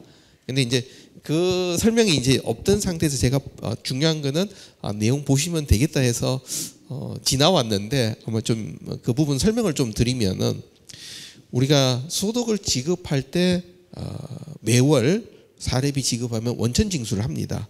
근데 원천징수 제도는 예납적 원천징수와 확정적 원천징수 2가지로 나눠집니다. 그러니까 이제 그 내용은 여기 자료에 있으니까 나중에 한번 읽어보시고요. 설명을 드리면은 아마 여러분들이 통장에서 예금의 이자가 붙으면은 밑에 소득세 얼마 이렇게 찍힐 겁니다. 그런데 목사님들이 소득세 신고 따로 하신 적 없어요. 그러니까 금융기관에서 원천징수하는 걸로 모든 세금 신고 절차가 마무리된 겁니다. 그것을 갖고 확정적 원천징수다라고 얘기를 하죠. 근데 예납적이라는 것은 미리 받아둔 거니까 나중에 한번 정산하는 것이 필요하다는 얘기죠. 그래서 일반적인 근로소득, 또 뭐 사업소득도 마찬가지고요. 이게 지불이 될 때 그때는 지금 근로소득이나 종교인 소득이나 2가지 다 전체 수익 금액이 얼마고 그다음에 개인별 부양가족이 몇 명이다. 그러면 그 표에 따라서 뭐 실제 본인이 우리가 알고 있는 기부금이 얼마였다, 신용카드 사용이 얼마였다, 이런 거 안 따지고 수익 금액과 부양가족 수로 얼마 그냥 띄십시오라고 표로 만들어져 있습니다. 그래서 매 달은 그냥 개인적인 상황 상관없이 그렇게 원천징수를 쭉 해왔다가 2월 달에 이 부분을 연말정산하면서 이제 확정이 되는 거죠. 그 확정할 때는 개인별로 뭐 교육비가 얼마였고 보험료가 얼마였고, 그러니까 이런 자세한 내역들이 다 다시 한번 계산을 새로 하게 되죠. 그렇게 해서 확정되면 근로소득 금액은 그걸로 끝나는 겁니다. 그런데 사업소득 하시면서 또 다른 소득이 있는 거죠. 그러면 사업소득은 거기에서 매출 금액이 얼마고 임금비가 얼마고 비용이 얼마고, 거긴 또 거기대로 또 계산하는 식이 있어서 사업소득 얼마다 계산을 해놓고, 그러면 2월 달에 계산한 근로소득과 5월 달에 사업소득 정리를 했던 그 금액을 합해서 신고를 종합소득이라 하고 신고하는 거죠. 그 얘기 절차가 종합소득 신고 절차입니다. 외부에 강의하시고 아니면은 어디에 원고 쓰시고 받으시는 수입들은 세법에서 사례비로 보는 기타소득입니다. 그래서 이 사례비로 보는 기타소득, 물론 종교인 소득을 근로소득으로 신고한다고 전제하고 볼 때 외부에서 받은 원고료 그다음에 뭐 이런 그 강의하고 받은 이 부분은 연간 금액이 1,500만 원이 안 되면은 따로 신고를 안 하셔도 그거 자체로 끝나게 됩니다. 아니면은 내가 이것을 종합소득으로 합산해서 신고하겠다 하시면은 합산해도 신고하실 수도 있고, 거기는 결국 2,500 밑으로는 선택적이란 얘기입니다. 1,500 밑으로는 받으신 금액이. 근데 1,500이 넘어서면은 이때는 반드시 종합소득으로 합산해서 계산을 다시 한번 신고해 줘야 됩니다. 그리고 두 번째로 이제 질문하신 내용이 교회에서 받는 게 아니라 개인적으로 어떤 분한테 받으셨다. 그럼 개인적으로 받으신 그 성격이 그분이 교회에다가 헌금하시는데 단순하게 전달 통로로 받으셨다면은 이거 자체는 교회로 입금시키면은 이거는 개인의 소득이 전혀 아닌 거죠. 그런데 그러지 않고 어디 그 신방 가셨는데 예배 드리면은 예배 이렇게 하셨던 분들이 뭐 감사합니다 하면서 목사님 개인에게 감사의 표시로 사례비가 나올 수도 있습니다. 그리고 이 경우는 앞에서 봤던 원고료 강사료하고 동일하게 보는 그 사례비가 됩니다. 근데 그러지 않고 좀 미자립이나 어려운 상황에서, 계측에서 어려운 상황인데 좀 큰 교회에서 미자립 교회 지원금이라 하면서 목사님한테 오는 경우가 있습니다. 자, 그 경우도 두 가지를 좀 나눠야 되는데, 이게 교회를 보면서 미자립 교회니까 단지 전달한 통로를 목사님을 했다면 이거는 교회로 들어갔다가 목사님 사례 받으시면 이건 일반적인 얘기가 됩니다. 그런데 가끔 가다 보면은 교회가 예산이 아예 책정이 안 될 수가 있죠. 미자립 교회에서 예산이 없으니까 아예 안 했는데 아시는 뭐 친구분들이나 또 큰 교회에 계신 분들이 목사님 이거는 생활비에 보태서 사용하십시오. 자, 이때는 정확한 개념은 그건 증여가 됩니다. 그래서 정확하게는 증여세를 납부해야만 돼요. 상당히 생각지 않은 큰 다른 이슈가 돼버리게 됩니다. 그래서 목사님이 사역을 하고 뭔가 일을 하고 받으시면은 아까 같이 예배를 집례하시고 원고를 또 강의를 하고 받으시면 이건 기타 소득의 사례비가 되니까 세액 계산이 그래도 좀 쉬워지는데, 대외적으로 우리가 선교비 보내는 것 같이 그냥 목사님에게 그냥 왔다, 이 부분은 지금 현재 증여로 분류가 돼버리기 때문에 이 부분은 정리해서 부담이 되니까 가능하면 교회 통장으로 들어갔다가 나오는 것이 바람직합니다. 더불어서 많이 나오는 질문 중에 하나가, 그러면 해외에 계시는 선교사님은 어떻게 하나? 해외에 계시는 선교사님은 세법상 비거주자가 해당이 되면은 국내 소득세법 적용 대상이 아닙니다. 그래서 해외 선교사님한테 보내드리는 생활비와 사역비는 국내 세법에서는 지금 일단 열외로 보고 있습니다. 지금 4대 보험을 일반 직장은 근로기준법상 다 근로자가 되니까 정확하게는 보험이 5개입니다. 국민연금, 건강보험, 그다음에 건강보험에 붙었던 장기 요양보험, 뭐 거의 건강보험공단에서 같이 관리하죠. 그리고 나온 게 고용보험, 그리고 산재보험, 이렇게 5가지가 됩니다. 근데 앞에서 말씀드렸던 것 같이 고용보험은 근로기준법상 근로자를 기준으로 하다가 보니까 목회자들이 지금 가입하려 그럴 때는 현실적으로 상당히 지금 어려운 부분입니다. 그러면 기본적으로는 교회가 소득세 신고를 하고 교회가 부담하는 부분, 가입할 부분은 국민연금과 건강보험 붙어 있는 장기 요양보험이 지금 현재 교회가 가입할 수 있는 보험이라고 보시면 됩니다. 지금 뭐 세법에 나오는 기본 관점은 물론 교회가 직접 집행하는 게 아니라 목회자나 어떤 담당자를 통해서 대신 집행을 하게 되죠. 그럼 누군가 돈을 갖고 가게 됩니다. 그랬을 때 그 돈을 갖고 가서 사용한 내역이 교회의 사역과 관련되어 있고 어디에 사용됐다는 것을 설명할 수 있으면은 그때는 개인 소득이 아니고, 근데 갖고 갔지만 내용이 뭔지 설명도 안 되고 또 설명은 했는데 이 내용이 교회 사역하고 상관없으면 그때는 이제 개인 소득으로 보겠다는 얘기죠. 근데 이제 지금 말씀하시는 부분 경우들은 통장 따로 갖고 계시면서 어디 신방하시면서 뭐 병원에 입원하신 분 문병 간다. 그때 뭐 얼마 인출해서 갖고 가시면은 그때 뭐 가시면서 음료수를 샀다 아니면 필요한 용품들을 사가셨다면 영수증이 있으면은 그거는 소득이 아닌 게 되고, 그리고 어려운 분이어서 치료비에 보태드리라고 현금을 전해드렸다. 자, 그 경우는 당신 사인하시오라는 얘기하기 어렵죠. 현장에서. 뭐 그 경우에는 갖고 가신 분이 언제 누구가 어떤 경우가 어느 병원에 입원해 있는데 이때 신방하면서 뭐 이거 보태라고 뭐 전달했었다라고 하고 영수증을 좀 만들어서 그걸 뭐 내부 영수증이라는 표현을 하면 되겠죠. 만들어 하시고 뭐 조금 기분이 좀 그럴 수 있지만 가능하다면 그날 같이 참석하셨던 분이 나도 그거 봤다라고 옆에 사인해 주신다면 아무 문제가 없는 거죠. 자, 그렇게 될 때 1차적으로는 그렇게 설명을 하면은 누가 보더 이거는 이렇게 썼구나라는 얘기가 되죠. 자, 여기서 중요한 기준이 이 내용은 내가 이렇게 썼다라고 하는 거는 돈을 집행한 사람이 고개 끄덕인다고 되는 것이 아니라 그렇지 않은 다른 제3자가 봤을 때, 교회 내부에 있는 사람 봤을 때 그렇겠구나라고 고개 끄덕이거나 전혀 교회 밖에 있는 사람도 그럴 수 있다라고 되면은 그건 전혀 문제가 안 됩니다. 그래서 그런 부분에 대해서 뭐 지금 나올 수 있는 팁들은 교회가 목회 활동비, 목회 신방비, 목회 도서비 이렇게 좀 어떤 보면은 직접 영수증 처리하지 않고 나가는 비용들이 있을 때는 이때는 어떤 용도로 사용이 돼야 된다. 그리고 이 영수증들 이런 비용 집행에 대해서 설명이 될 수 있는 증빙은 어떻게 처리해야 된다.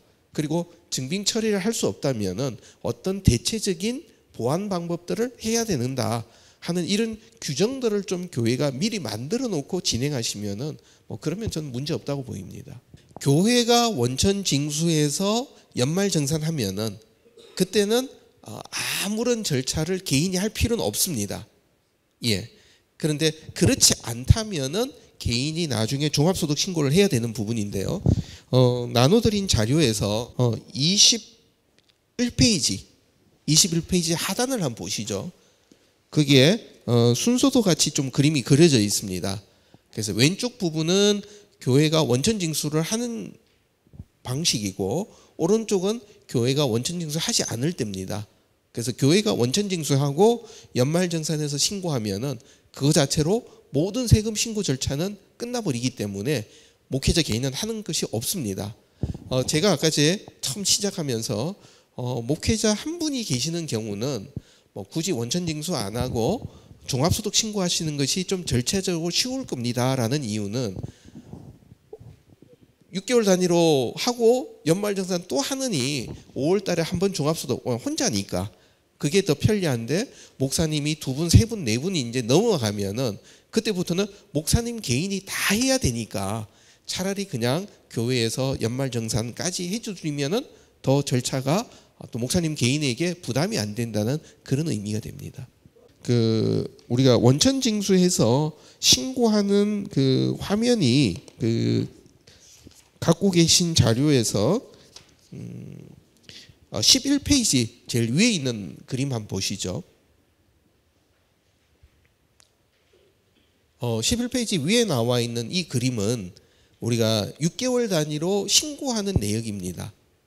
그러니까 6개월 뭐 매월이든 아니면 6개월로 모아서 신고한 내역인데 여기는 나오는 내역이 개인별로 누구 이름이나 주민등록번호가 들어가는 것이 아니고 우리 교회에서 몇 명이 또 6개월 동안 얼마를 지급했는데 세금은 얼마다. 이 자료 갖고는 국민연금이나 건강보험은 아무것도 할 수 있는 것도 없고 세무서도 누가 냈는지를 전혀 모릅니다. 그러면 이렇게 신고하는 걸 우리가 원천징수 신고한다는 얘기고 이것이 이제 1년 동안 합계 금액 2번 신고하죠. 반기 단위니까 신고하고 난 다음에 개인별로 연말정산 개인별로 아까 뭐 보험료가 어떻고 카드 사용이 어떻고 교육비가 어떻고 이런 부분들을 해서 개인별로 소득 계산을 다 하죠. 그게 연말정산이고 그렇게 한 자료를 3월 10일까지 국세청에다가 이것을 제출합니다. 그러면 그때 가서 개인별로 누구는 수익 금액이 얼마인데 어떻게 돼서 세금이 얼마구나 이 정보들이 다 파악이 되죠. 그래서 근로소득을 하면은 2월 달에 연말정산해서 3월 10까지 제출한 자료가 국세청에 정리가 되고, 그러면 국세청에서는 이 자료를 공단에다가 제출하면은 공단에는 4월 달에 이런 부분들을 한번 비교해 보고 가입 안 돼 있으면은 한 5월쯤에 교회에다가 국민연금 건강보험 가입 안 됐으니까 가입하십시오 하고 통보가 오게 될 겁니다. 근로소득으로 하는 경우. 기타소득으로 하는 경우는 기타소득은 연말정산 했다 하더라도 기타소득 자체가 종합소득 신고가 5월 달에 되니까 5월 달 신고된 내역을 가지고 또 이 자료가 공단에 넘어가면은 11월경에 개인별로 소득이 얼마가 되니까 이제부터 국민연금 얼마로 하십시오, 건강보험 얼마로 하십시오 하고 11월 달에 통지가 들어오게 됩니다. 그럼 그때부터가 이제 얘기가 달라지는데, 자 여기에서 국민연금과 근로소득과 기타소득 할 때 차이가, 기타소득으로 하게 되면은 그 시점부터 가서 가입이 되는데, 국민연금 건강보험은 귀속연도 자체가 작년도이다 보니까 그 전에 걸 안 했으면은 옛날 거도 안 냈으니까 소급해서 납부하십시오라고 그러고 통지가 오게 됩니다.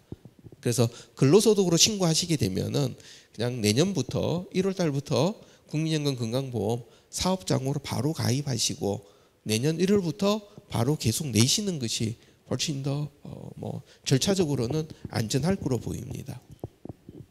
목회자 수익 금액에 대해서 두 가지가 있습니다. 하나는 일단 교회가 해야 되는 거는, 교회가 원천 징수를 안 해도 상관없는데 교회가 반드시 해야 되는 거는 1년 동안 이 사람에게 얼마를 지급했다, 그것은 세무서에다 제출해야 됩니다. 이거 제출 안 하면은 연간 지급액의 일정한 퍼센트가 가산세로 부과가 됩니다. 근데 단지 지금 올해 내년에 처음 시작되면서 힘들어지니까 2년 동안은 가산세를 지금 면제하는 걸로 법이 지금 올라가 있습니다. 그래서 2년 동안은 교회는 세금에 대한 부담은 없다라고 이제 보게 되고요. 그다음에 두 번째는, 그렇게 됐을 때 목회자가 신고 안 하면 어떻게 되냐? 그러니까 소득세 신고에 대해서 원천 징수도 안 하고 목회자가 종합소득도 신고 안 했다. 그렇게 되면은 세법에서는 이거를 기타소득으로 분류를 하게 됩니다. 기타소득으로 분류하게 되면은, 예를 들어서 월 평균적인 급여 금액이 320만 원 정도, 이제 4인 가족 기준으로 보면은 320까지는 세금 자체가 안 나옵니다. 그러면은 국세청에서 추징한다 그럴 때 예를 들어서 신고 안 했다 그러면 할 수 있는 거는 나오는 세금에 대해서 안 했으니까 당신 세금 내시오라고 하고 가산세를 매기거든요. 그러니까 세금 자체가 없으면은 그냥 하더라도 일단은 한 2년 동안은 별 문제 없이 넘어갈 수는 있습니다. 그러니까 지금 이 얘기는 예를 들어서 그것으로 인해서 사회적 비난이 어떻게 나온다, 이거는 전혀 다른 얘기고 세무사와 관계는 그렇게 보시면 되고요. 그 다음에 두 번째가 교회가 아직 교단에 등록이 안 된 상태, 그때는 고유번호 정도 지금 없는 상태이시죠. 그러니까 이때는 세법 원칙은 소득을 지급하는 자는이라고만 얘기해서 이것 자체에 대해서 원천 징수하고 이렇게 하긴 해야 되는데, 그 전에 첫 번째 종교 단체라고 하는 범위 자체를 세무서에 고유 번호가 등록되어 있어야 이 종교인 소득으로 보는 종교 단체로 보게 됩니다. 그러면은 지금 같은 경우 아직 교단 등록이 안 된 상태에서 고유 번호도 없다 그러면은 이때는 세법에서 얘기하는 종교 단체도 아니고 받으시는 금액도 종교인 소득으로도 분류될 수 있는 여지가 하나도 없습니다. 그러면은 제가 조금 심하게 얘기하면은 그냥 목사님이 사업으로 해서 버는 돈이다라고 세법은 보게 돼버립니다. 근데 이 부분에 대해서 세법 논리적으로는 종합소득 신고 대상인데, 그럼 누가 지급했느냐? 지급자가 없는 부분이에요. 그러다 보니까 세금 신고도 현실적으로는 좀 할 수 없다는 부분이 됩니다. 근데 이 부분에 대해서 교단 등록이 안 돼 있지만 교회가 이렇게 모여 있으면은 교단 등록 안 돼 있더라도 고유 번호를 발급받을 수가 있습니다. 교회가 내부적으로 정관을 만들고 공동오해를 개념을 해서 회의를 해서 대표 스님을 하고 교단은 등록 안 돼 있지만 우리는 교회로서 가겠다 하면은 고유 번호를 별도로 받을 수 있습니다. 그걸 받으면은 그거 자체로 종교인 소득 지금 얘기한 모든 부분이 들어가고 나중에 교단 등록이 되면은 그때 우리는 이렇게 됐다라고 얘기하시면 되죠. 다른 말로 교단 등록하는데 고유번호증이 필수적인 것은 아니니까 절차를 좀 반대로 하시는 것이 좀 해결점으로 보입니다. 교회가 완전하게 하면은 개인 차원에서는 할 일이 없습니다. 교회가 할 때는 지금 6개월 전에 신고한다 보면은 7월 달에 원천징수 신고 한번 하는 것, 1월 달에 원천징수 신고 한번 하는 것, 그리고 2월 달에 연말정산, 3월 달에 지급 명세서 제출하는 것. 그거 자체가 되면은 교회가 하고 끝나버리고 개인은 할 필요가 전혀 없는 거죠. 그럼 목사님 혼자 계시는 제가 혼자 보는 그래서 아까 이제 그런 경우는 이제 그렇게 복잡하게 가시는 것보다는 그냥 종합소득 신고를 별도로 5월 달에 한 번 하시는 것이 절차가 조금 더 편리해지죠. 아니 아까 전에 말씀하셨을 때 교회에서 1년에 한 번 네. 지급되어지는 부분에 대해서 시스템에서 신고를 해야 된다고 하셨죠. 그러니까 거기에서 혼자 계시는 경우라면은 3월 10날에 목사님 뭐 누구 주민번호 해서 이 사람에게 연간 얼마를 사례비로 지급했다. 그것은 서식 하나 만들어서 제출하는 거니까 내용상 어려운 건 없습니다. 그래서 그 명세서 하나 제출하시고 5월 달에 종합소득 신고하시는 부분. 그렇죠.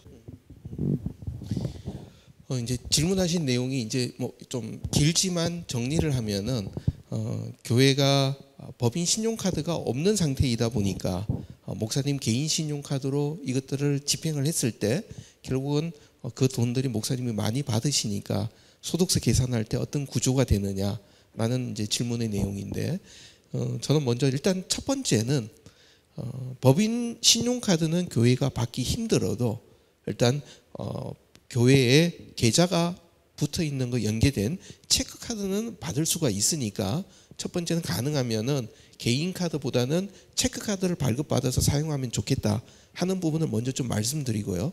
그런데 체크카드는 계좌마다 발매되는 개수가 한정이 되다 보니까 교회에서 이런저런 경우가 나올 수도 있고 또 체크카드를 만약에 이제 못 받은 경우다 하면은 목사님 개인이 사용하시더라도 저는 뭐 이런 방법을 하면 좀 어떨까 싶습니다.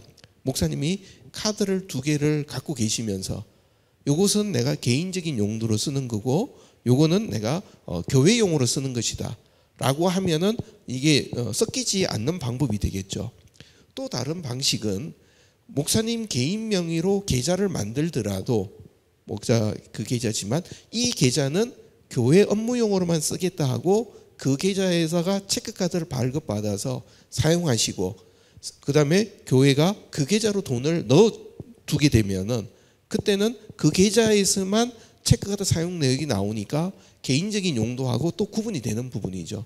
그래서 결론적으로 정리하면은 첫 번째는 개인 카드로 가지고 교회용과 사적인 용을 섞어서 쓰기 시작하면은 나중에 가면은 항상 오해가 나오고 그 다음에 본인도 나중에 기억이 이게 내가 뭐 했었더라라는 얘기가 되면은 이제 좀 어려운 부분이 되죠. 그래서 아예 카드를 완전히 구분해서 쓰시는 것이 저는 가장 바람직하다라고 좀 말씀드리고 싶습니다. 예, 질문이 이제 아까 그 오늘 많이 안 오셔서 그 회계사님이 이렇게 좀 지르신 것 같아요. 이름 꼭 쓰고 가셔야 됩니다. 5월달에 대행을 하신다니까 꼭 쓰고 가시고요. 예, 그 꼭 쓰고 가십시오. 쓰고 가시고 예, 전화번호는 저한테 연락하시면 되시고요. 그냥 제가 좀 농담 삼아 좀 말씀을 드렸지만 실제적으로 참 볼 때 좀 이런 문제가 있는 것 같습니다. 누가 해주면 좋겠는데 실제적으로 머리는 이렇게 막 이해가 되거든요. 이게 막. 그래서 이제 그런 방편으로 나온 것들이 우리 이제 피텍스가 좀 될 것 같고요. 그다음 이제 회계사님 방금 저도 처음 들었는데 한 2, 3년 전에 2년 정도 이렇게 뭐 서비스라면 서비스 뭐 이렇게 하셨던 것 같습니다. 사실은 뭐 아까 회계사님 말씀하신 것처럼 이게 회계사무소, 그러니까 회계사님이나 세무사님들이 하시는 일들 중에서 제일 낮은 수준의 단계이기 때문에 사실은 이게 일도 아닌 게 될 수 있거든요. 그런데 목사님들은 너무 크게 보입니다, 이 문제가. 그래서 그냥 저는 이제 개인적으로 회계사님께 어차피 피텍스가 나왔으니 좀 이를 위해서 좀 대행을 할 수 있는 그런 우리가 뭐 공익의 목적이라든지 아니면 정말로 이게 뭐 세법 사기제가 가능한지는 모르겠으나 뭐 우리 기장 대리라고 하듯이 뭐 좀 그런 비용이 발생한다면 좀 실제적으로 좀 어떻게 좀 그런 것은 어떤 방법이 있는지 아니면 좀 그것에 대해서 회계사님은 어떤 생각을 가지고 계신지 만약에 그렇게 했을 때 폐해들은 무엇이 있는지 좀 그런 부분들 좀 아마 궁금하실 것 같은데 좀 들어보면 좋겠습니다. 뭐 프로보노라는 얘기로 어떤 회계사나 세무사들이 이런 부분을 대행할 수도 있습니다. 물론 가능성은 상당히 낮지만, 그러니까 그 이유 자체가 이거 자체, 그러니까 저희도 이제 일을 하다 보면 그런 점이 있습니다. 한 뭐 3군데, 4군데 이렇게 하게 되면은 별로 어렵지는 않아요. 근데 여기가 100군데가 되면은 그 다음부터는 이게 100배의 일이 아니라 200배, 300배로 늘어갑니다. 그러니까 여러 자료들이 막 뒤섞이면서 이거 자체를 챙기는 거 일 자체, 그거 자체가 일이 돼버리거든요. 그러다 보니까 회계사들이나 세무사들은 일을 하면서 10,000원짜리 100개 하는 것보다는 90만 원짜리 하나 하는 게 훨씬 더 일이 쉬운 거죠. 그런 상황이다 보니까 일단 이거 자체를 한 사람이 여러 건 하기가 상당히 좀 어렵습니다. 그리고 조금 더 다른 부분으로 저는 교회가 이 세금 부분에 대해서 외부에 맡기는 것을 저는 근본적으로 좀 반대를 합니다. 이유 자체가 뭐 가끔 우리 이제 그런 얘기 있죠. 헌금을 자동이체 걸어서 교회 통장으로 송금하는 것과 한 달에 한 번씩 자기가 생각하면서 갖고 와서 기도하면서 함에다 넣는 것과는 차이가 엄청나죠. 그러니까 이 얘기 자체가 뭐냐면은 그냥 내가 내기 싫은데 뜯기는 거라면은 세금 자체 그냥 넘어가도 상관없습니다. 그러나 이거 자체가 교회가 고민하면서 갈 수 있다 그러면은 그거 자체는 기본적으로 교회가 어떤 의미인 걸 찾아갈 수 있다. 그래서 저는 그냥 무조건 다 하는 것보다는 교회가 기본적인 작업들에 대해서 이 부분은 충분히 스스로 고민하면서 가야 된다. 목사님들이 지금 어려워하시는데, 자 그럼 기업은 뭐 돈 버는 조직이니까 그렇다 치더라도 비영리 단체는 어떻게 하느냐? 비영리 단체도 이거 배워서 다 하고 있어요. 그러니까 다른 말로 목회자들만 교회만 우리 지금까지 이런 거 안 해봤는데 우리는 어렵다. 어떻게 보면 너무 특수한 환경 자꾸 요청하고 계시거든요. 일반 비영리 단체도 다 하는데 왜 교회가 못할 이유가 없거든요. 단지 안 해봤고 부담스러워하기 뿐이죠. 그래서 그런 분들이 하시겠다면은 저나 아니면 이제 같이 일하는 여러 단체들이 최대한 여러분들을 도와드리려고 그러는데, 솔직히 그냥 우리 어려우니까 우리 특별하게 다른 대우해달라면은 저희도 좀 재미가 안 납니다. 그래서 그런 관점에서 같이 고민하면서 만들어 간다 그러면은 저는 참 의미가 있을 거라는 생각이 듭니다. 예, 질문이신가요? 벌써 이제 시간이 얼마 남지 않았는데요. 또 하나 이제 제가 좀 고민하는 부분이 개인적으로 이제 목사님들이 교회에서 뭐 지저스온이라든지 뭐 디모데라든지 교회 회계 프로그램, 재정 프로그램들 좀 쓰시잖아요. 근데 이제 제가 알기로는 회계사님은 그 나눔셈이라고 그 비영리 단체들이 위한 회계 프로그램을 직접 개발도 하시고 운영도 하시고 계시거든요. 그래서 사실은 좀 이런 툴들이 교회에 제공이 되면 어떨까 하는 좀 그런 생각도 합니다. 아까 어떤 목사님 말씀하셨는데 똑같은 우리가 영수증을 증빙을 하더라도 하나는 목회활동비가 될 수 있고 하나는 선교비가 될 수 있고 하나는 우리가 뭐 구제비가 될 수도 있고 똑같은 금액의 똑같은 영수증이나 우리가 어떻게 해석을 하고 하는 부분에 따라서 이 내용은 충분히 달라진다고 생각을 하거든요. 그래서 저는 개인적으로 관심이 있어서 이런 여러 가지 책들을 찾아봤을 때 벌써 이제 개정 과목이라는 그런 가이드안 것들이 좀 나와 있습니다. 그래서 결국은 이 문제가 저는 종교인 가세가 교회 재정을 투명화하는 데 있어서 시금석 역할을 하지 않게 될까라는 생각이 들고요. 목사로서 목사님의 소득이 깨끗하게 증명이 된다면 사실은 다른 교회 재정 부분도 투명하게 될 수 있다고 보거든요. 궁극적으로는 이게 얼마나 시간이 걸리느냐의 싸움이지 저는 궁극적으로 그렇게 가야 된다고 보는데 좀 회계사님 보실 때 그 개정 항목에 대한 좀 가이드라든지 그 다음에 교회에서 좀 손쉽게 접할 수 있는 교회 회계 프로그램이나 뭐 재정 프로그램. 사실은 교회가 100교면은 100교회마다 쓰는 프로그램들이 다 다르거든요. 왜냐하면 그걸 관리하시는 성도분들이 어떤 분은 엑셀로 하기도 하시고 근데 엑셀도 종류가 너무 다르니까요. 그래서 좀 그 부분에 대해서 좀 어떤 생각을 가지고 계신지 또 이 운동을 계속 해오셨으니까 좀 어떤 방향으로 가면 좋겠다 좀 말씀을 들었으면 좋겠습니다. 근데 그 말씀드리기 전에 비영리 단체 현황을 잠깐 좀 말씀드리고 싶어요. 비영리 단체 프로그램 만들었을 때 가장 장사가 잘 되는 프로그램은 후원 관리 프로그램이에요. 왜? 비영리 단체는 원가가 없잖아요. 얼마가 들더라도 그보다 더 들어오면은 그래서 비용이 100만 원 들더라도 110만 원 모금할 수 있으면 비영리 단체 그대로 갑니다. 그러니까 모금하는 데 있어서는 돈을 안 아껴요. 근데 재정 관리하는 관점에서는 100만 원 내라 그러면은 뒤로 자빠집니다. 이거 뭐냐? 그래서 엄청 재정 관리 쪽은 아주 타이트하게 짜게 나와 있어요. 이게 비영리의 현상인데 똑같은 현상이 교회에도 똑같이 들어와 있어요.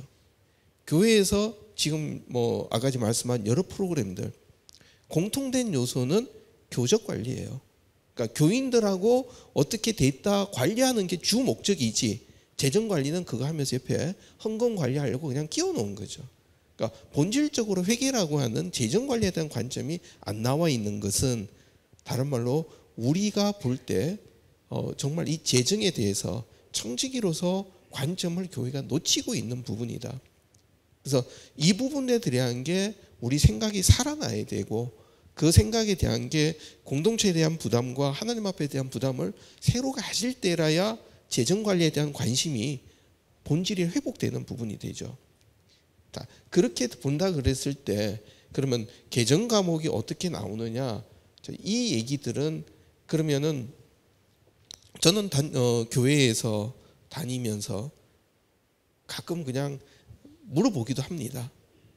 그런데 아마 교회에 있는 교인들에게 원래 당신이 다니는 교회에 예산이 어디에 중요성이 있었느냐, 비중들이 어떻게 돼 있냐 물으면은 아는 교인들이 한 명도 없습니다. 결산도 잘 모르는데 예산 어떻게 됐다는 거는 알 수가 없다는 얘기예요. 그러니까 교회의 재정관리 전체 관점 자체가 교회가 하나님을 주로 고백한 하나님 나라 백성들의 공동체가 관리하는 재정이 아니라 재정부가 관리하는, 그러니까 교회 특수한 몇 사람만 하는 개념으로 재정이 관리돼 버렸을 때 이거는 교회가 관리하는 재정이 아니란 얘기죠. 그런 과정에 돼 있을 때 결산이나 이런 내용에 대한 교인들이 같이 참여하고 우리 교회가 선교와 구제와 교육과 친교와 이런 부분들을 어떤 개념인지 나눠서 같이 고민하지 않을 때 재정관리는 단순한 기술적인 그룹핑에 불과해져 버리죠. 그 결산서 보면은 우리가 무슨 생각할 수 있느냐, 그냥 숫자 더하기 빼기 잘 됐다는 얘기로 예산에 안 넘었구나라고 끝나버리죠. 우리 교회가 어디를 가야 된다는 고민을 거기서 안 한다 그러면은 이 재정은 의미가 없는데, 그런 가치관이 좀 살아나는 재정 관리가 분명히 저는 있어야 된다는 게 제 개인적인 소신입니다. 그리고 그게 살아날 때 교회가 공동체로서 하나님 앞에서 재정에 대한 청지기가 될 수 있지, 그러지 않으면은 교회에서 재정 사고 나면은 전부 교인들이 하는 얘기는 전 재정 담당 장로가 잘못했다. 우리 지금 명성교회 장로님이 그것 때문에 자살했다 그랬을 때 대부분 다 그건 재정부가 잘못했다 그랬지, 명성교회 교인들이 이게 내 잘못이라는 생각을 안 가진다 그러면 그건 지금 우리 일반 교회도 지금 동일한 얘기죠. 재정이 잘못됐다 하면 이게 내 책임이라고 생각이 아니라 이거는 당회다, 재정부의 잘못이라는 얘기하면은 결국 교회가 교회로 안 서는 부분입니다. 저는 이 부분이 살아나야, 이 생각이 살아나는 관점이라면 그럼 그 다음에 그럼 재정이 어떻게 관리돼야 될까가 교회 내에서 다시 얘기가 될 수 있는 부분이죠.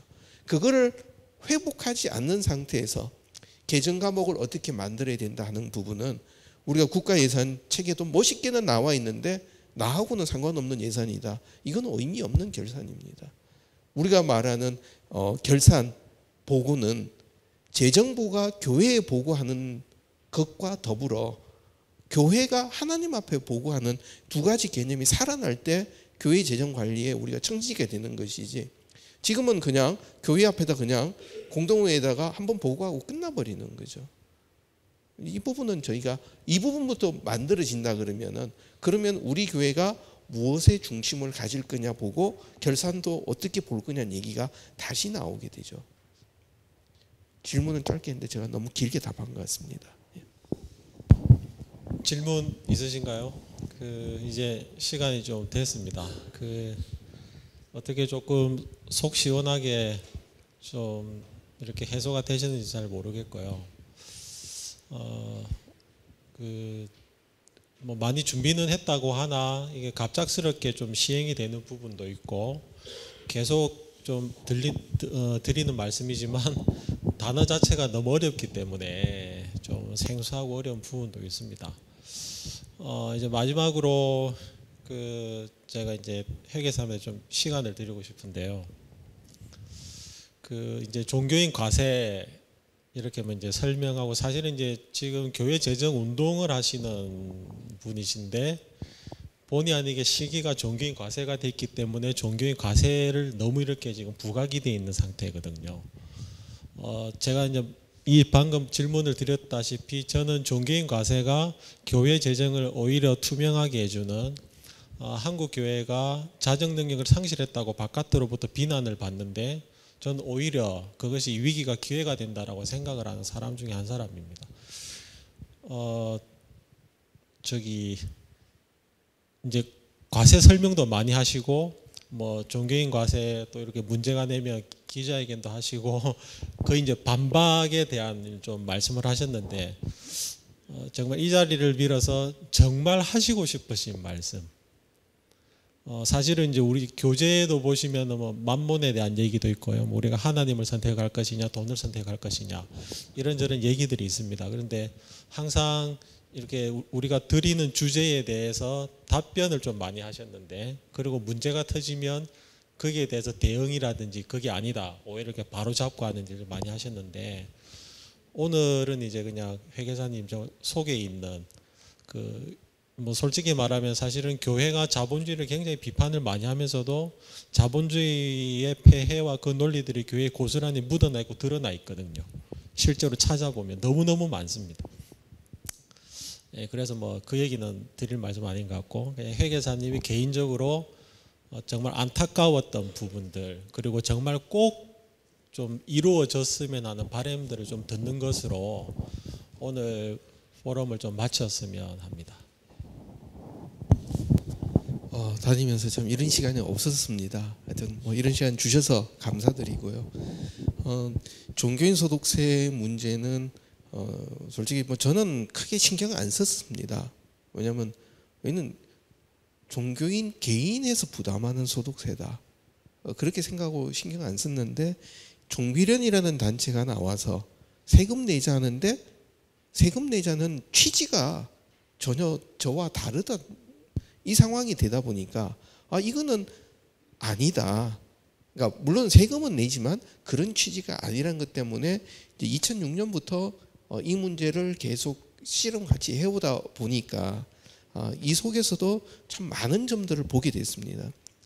종교인 소득세 관련돼서 지금 우리 앞에 던져져 있는 중요한 이슈는 결국 직업이 뭐냐, 무엇은 어떤 일을 어떻게 하는 그 직업의 특성에 대한 질문들을 종교인 소득세가 우리가 고민하도록 지금 얘기를 던진 부분이고, 두 번째 부분은 정말 많은 교회들을 만나고 많은 노회에서 목사님을 만나면서 제가 강의를 끝냈을 때 첫 번째 다가왔던 질문이 뭐가 유리합니까? 라는 질문이었어요. 근데 뭐가 유리하냐? 그 질문의 배경에는 뭐가 세금이 적으냐라는 질문입니다. 솔직히 그 질문을 받을 때 앞에서 강의할 때 너무 슬펐어요.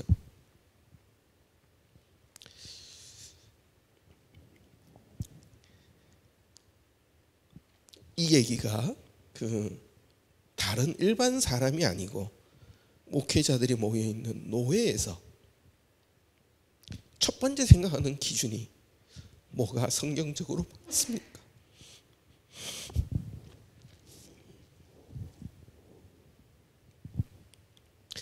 그 얘기가 아니니까. 그렇다면은 지금 교회에서 우리가 생각하는 기준은 이게 하나님의 가치, 하나님 사랑, 이웃 사랑, 이것이 교회 내에서 의사결정의 기준이 아니라 돈이라는 만몬 기준으로 가고 있다는 것이 너무나 그때 안타까웠던 제 어떤 그 마음이었습니다. 그러면서 교회 재정들을 많이 보면은 많은 경우에 예산이 없어서 사업을 못한다 그러죠. 예산이 없어서 사업 못하는 것은 이거는 돈이 없으니까 못한다. 그 얘기는 다른 말로 돈이 허락하는, 한 발짝 더 나가면은 만몬이 하라 그러면은 하나님 나라 사업을 하고 그것이 없으면 안 하겠다는 얘기죠. 우리 마음 속에 그런 가치 기준 속에서 하나님 재정을 관리하고 그 기준 속에서 하나님 나라를 본다 그러면은 이거는 옛날 구약 시대 이방이 칼로 우리를 무너뜨리러 온 그것은 우리가 명백하게 봤지만 돈이라는 보이지 않는 자본주의의 영역 속에 너무나 우리도 모르게 물들어 있는 이 모습을 우리가 분별하지 못하면은 저쪽에서 얼마나 지금 즐거워하고 있을까? 교회 속에서 하나님 나라 기준이 없다는 거. 그래서 그 기준에 대한 또 하나의 상당한 공격거리가 저는 이 종교인 소득세라고 봅니다. 종교인 소득세 자체가 공격이 아니라 종교인 소득세를 통해서 넘어가는 우리 자신이 바로 사탄의 도구가 되어버리는 거죠.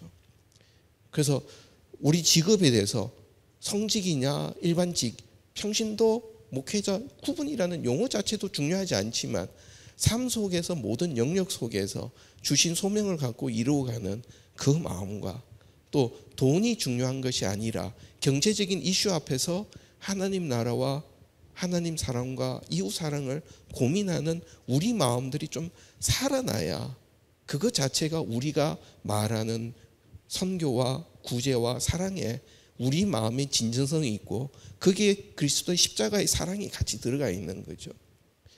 저는 성경을 보면서 참 이해할 수 없었던 거는 이스라엘 백성들이 사사 시대가 끝나면서 왕을 세워달라 그럴 때 저는 참 이해할 수 없었습니다.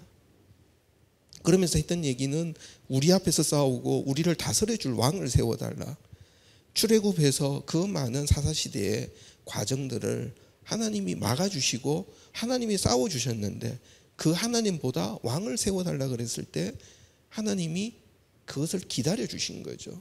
백성들이 장로들이 공통되게 해왔던 얘기니까. 그런데 더불어서 예수님이 십자가에 죽기까지 우리한테 내려오셨던 것, 단지 하나는 우리와 소통하려고 오셨던 것, 우리에게 다가오셔서 우리의 상황 체휼하시면서 그 사랑으로 우리를 품어주시고 가시면서 내가 너희를 사랑한 같이 너희도 서로 사랑하라. 그것이 우리 교회에다가 던지신 말씀인데, 교회는 그 사랑이 아니라 교회가 가지고 있는 재산, 돈 이거 뺏긴다고 세금 자체에 대해서 유예해달라, 우리를 설득해달라. 우리가 세상을 섬긴다면 우리가 이런 상황이니까 국가가 이런 부분 배려해달라고 우리가 설명하고 부탁을 해야 되는데, 지금 나오는 상황은 국가가 왜 아무런 준비 안 하냐, 국가가 왜 우리를 설득하지 않느냐, 국가가 왜 우리를 섬기지 않느냐. 이것은 교회가 가지는 섬김의 정신은 다 없어지고 교회가 가진 기득권을 보호하려는 차원이라는 거죠.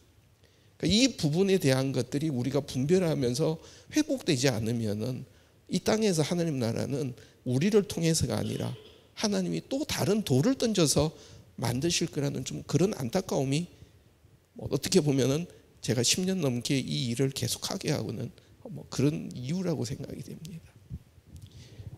제가 감정 주체를 못해 죄송합니다. 예, 함께 해주셔서 감사드립니다.